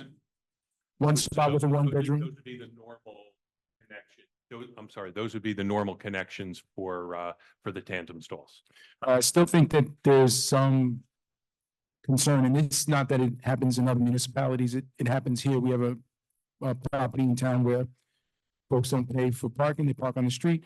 If there are additional cars, instead of paying the additional fee, and if those visitor spots are not clearly marked or restricted, residents may choose to park in those visitor spots, which could cause additional, issues for folks that are visiting, force them to park on the street or park far away, which, isn't ideal. So if that could be addressed, I think it should be addressed beforehand. And that's an easy fix. Just designate a certain number of spots as visitor parking spots. We will look at that with the site engineer. Thank you. I think I think we are going to end up with enforcement issues and other issues if the parking is not better regulated. Thank you, Council President. Mr. Klein. Can you, for next time, can you calculate based on the number of parking spaces you have and based on a den being a bedroom, figure out if you still meet RSIS, if every den was considered a bedroom? So a 1 with a den is a 2, a 1 only is a 1, a 2 with a den is a 3, a 3 with a den is, you know what I mean? And do the math. Maybe you're close. Yeah, we have, Overall. we haven't done that in my, and And that's not an issue, right, Mr. Hazel? If they met that number. But if then you do, then you're gonna have to do some restrictions. I mean, do you have archways and in your dens? Usually that's like, or it ends up being interior. Usually it's not a door, it's just an open. Right, and is it an interior area? So you don't have lights and nobody wants to sleep in a room like that, or? They're usually interior. They're, Yeah. they're not well suited to bedrooms. Right, but they're too short to put a bed in maybe or but something. Yeah. I didn't know whether there was nothing either ordinance wise or parking reason that I thought to restrict it. So I didn't, it didn't seem like a restriction. I mean, I Oh, do Wait, think, wait, Mr. Alper. I do think we want to find a way to discourage, reduce, and not have dens used as bedrooms. I think if dens are used as bedrooms at all commonly, then every 2-bedroom plus a den is really a 3-bedroom. Every 3-bedroom plus a den is then a 4-bedroom, which They're just not, they're just, most of them are windowless and they're just not well suited to be a bedroom. Other than something, temporary interim for an overnight guest or something like that. Chief Olson condition or. Yeah. Mr. Appel, you testified that you're not considering 4 bedrooms at the moment. Does that mean you're not considering 4 bedrooms or at the moment? I want to be clear about what we're talking about. So what you're saying is that a 3-bedroom plus den. Well, no, you said, somebody asked, are you considering 4 bedrooms? You said, no, at this time, we're not considering 4 bedrooms. There's no, not on the plans. It was not. There will be no 4 bedrooms. Correct. Okay, so we can put that in. That's good. Thank you. Now the clubhouse, you will have 469 units. Will the clubhouse pool and amenities be large enough to used by the population in this complex? Usually what we find is in most cases, these spaces are way underutilized, and that's the problem. We feel it's right sized for this. It's a large clubhouse, but we feel we have the right spaces. Okay, thank you. I have a few questions, Mr. Chairman. Mr. Cardoza. Thank you. Following up, just the mention of bike racks, I just want to be sure, when you come back to us, that you had a chance to really look at bike racks, while a pool may be underutilized. We have a building in town, 600 plus units, 634, I believe. The bike storage is just in one room and it's insufficient. I think with this, site, you're gonna have a. Oh, my. Yeah, no, my apologies. Edison lost, I'm misstating, I get the wrong, 300, thank you. Well, either way, the bike storage is insufficient. Right. What you're gonna get with this site is, it's in the woods, right? And, you're gonna have people, you have these long, what should I say, roads. I would expect people want to ride their bikes. I mean, we had the question about, possibly bike lanes, but. Okay. My apologies. I would just say, when you have a chance, like really look at the bike storage, make sure that's sufficient. We will relook at that. Okay. A question about the windows, are those all fixed? Is there no opportunity for, what's the possibility of airflow with if people want to crack a window? We're assuming that the units will have operable windows. Okay. You mentioned, amenities, and I know a lot of this is still in the works, but you said for the most part, a lot of these amenity spaces would be lounges, and I saw that they were, kind of packed into corners, and I'm just hoping that there'll be some imagination when it comes to amenity spaces, theater rooms, music rooms. Are you talking about in the apartments or are you talking? In the apartment building. So the apartment buildings A, B, and C will not have those type of spaces. Okay, so D will, and the clubhouse will have those shared amenities. Okay. So the idea in here was rather than have lots of spaces in the buildings, D has extra amenities. You had about 2 per floor in D? But A, B, and C had just small lounges, and then the clubhouse is the community amenity, and this is a large building. Yeah. It's got a lot of really neat special spaces. And you said with the clubhouse, you were still working out the specific uses, especially with the children's areas? Well, we have a bunch of spaces that are well programmed in here. But what I was mentioning is that this is all in flux because it responds to what the needs are of the residents. And so some of these spaces may get repurposed over time. Okay. And you have no plans, you have a back patio, right? And we spoke about that for building the back patio. Did you say that was enclosed? You're talking about the club, in the clubhouse? Building D, all leading to the ridge line. Oh, that back patio Yeah. is you're talking about off the gym? Yes. That's not enclosed. No? That's Okay. just that's open. All right. And so we're I guess because we asked questions about the emergency services being able to get to the back. We asked questions about, potential paving. Are we imagining that people aren't just going to use, the space between the ridge line and the deer fence as just their backyard and move about there?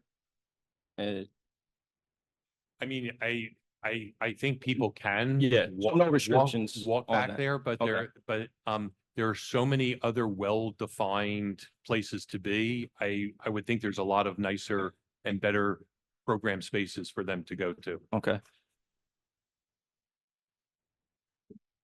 You have no plans for any outdoor grills anywhere on the facility, do you? Did you mark those? These could be placed, there could be outdoor grills, there's special grills that are permitted on a let's say on an outdoor terrace, not individual, but a common terrace, as well as possibly at the clubhouse, there may be a grilling area that's included as well. And likely not the Sky Terrace on building D?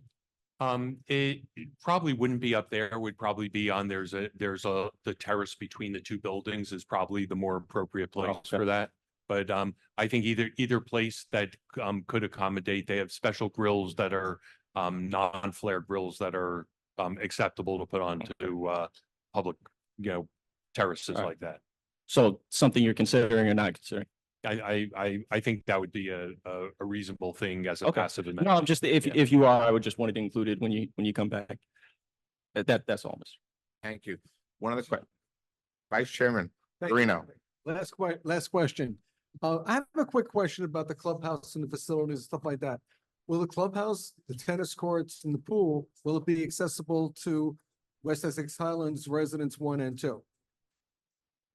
Or it's just gonna be for the apartment residents? This is just for this community. It's just for the rental units? Correct. That's Thank you. Okay.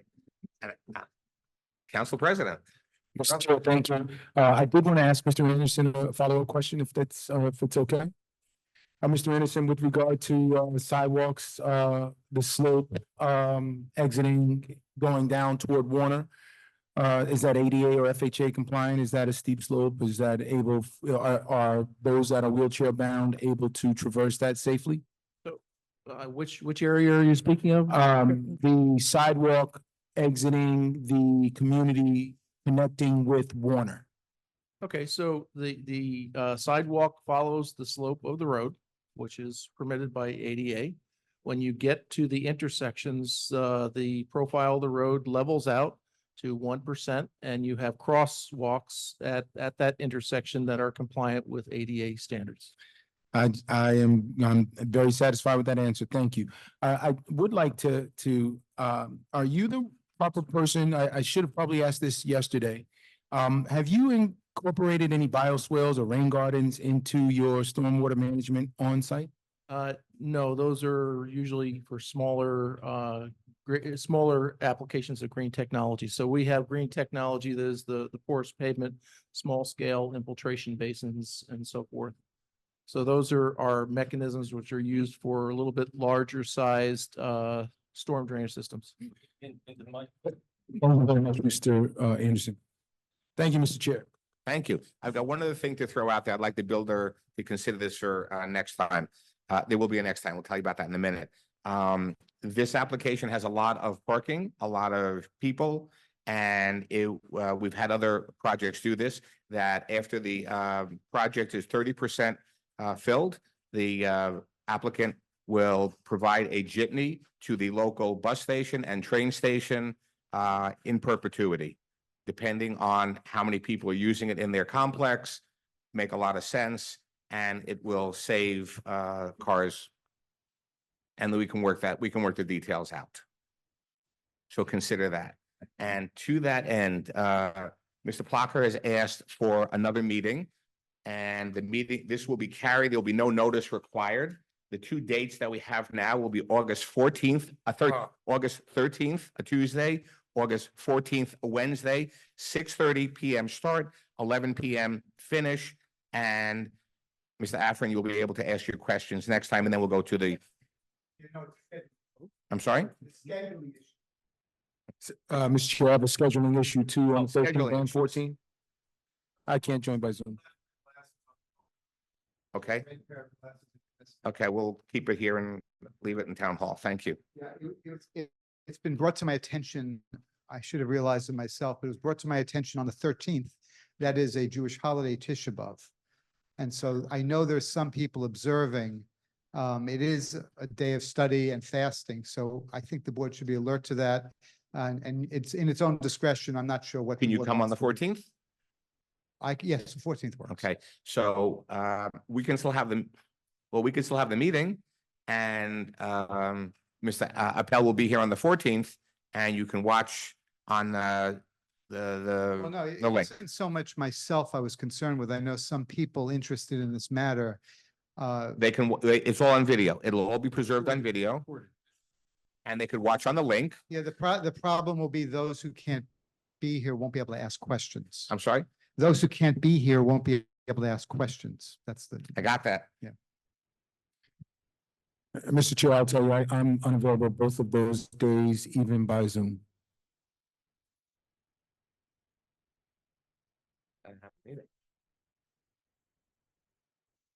We do have a quorum. It's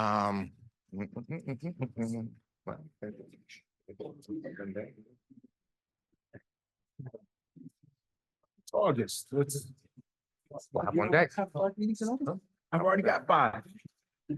I've already got most towns to take August off. Exactly. Okay, Quadruple, quintuple. Mr. Plucker?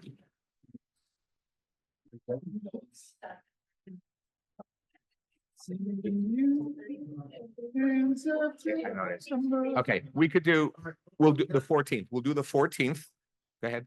I was going to suggest that we would make any professional who testified on the 13th available on the 14th, or testified on the 13th, available on the 14th for any questions. Mr. Chair, can we?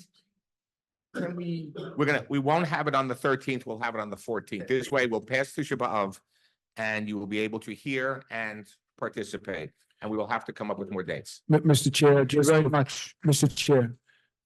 Wait, before we go any further, So Mr. Chair. for the record, we're going to have the next special meeting on August 14th, starting at 6:30, and it will go till 11 o'clock. The meeting is carried. There will be no additional notice provided, and it will be available on Zoom on the 14th. The next regular planning board in person here. It will be in person and available on Zoom as it is now. The next regular planning board meeting will be August 7th at 7:30 p.m. via Zoom. Do I have a motion to adjourn? So moved. Second? Second. Mr. Cardoza, seconds. On the motion, all in favor? Aye. The ayes are above the nose. Thank you very much.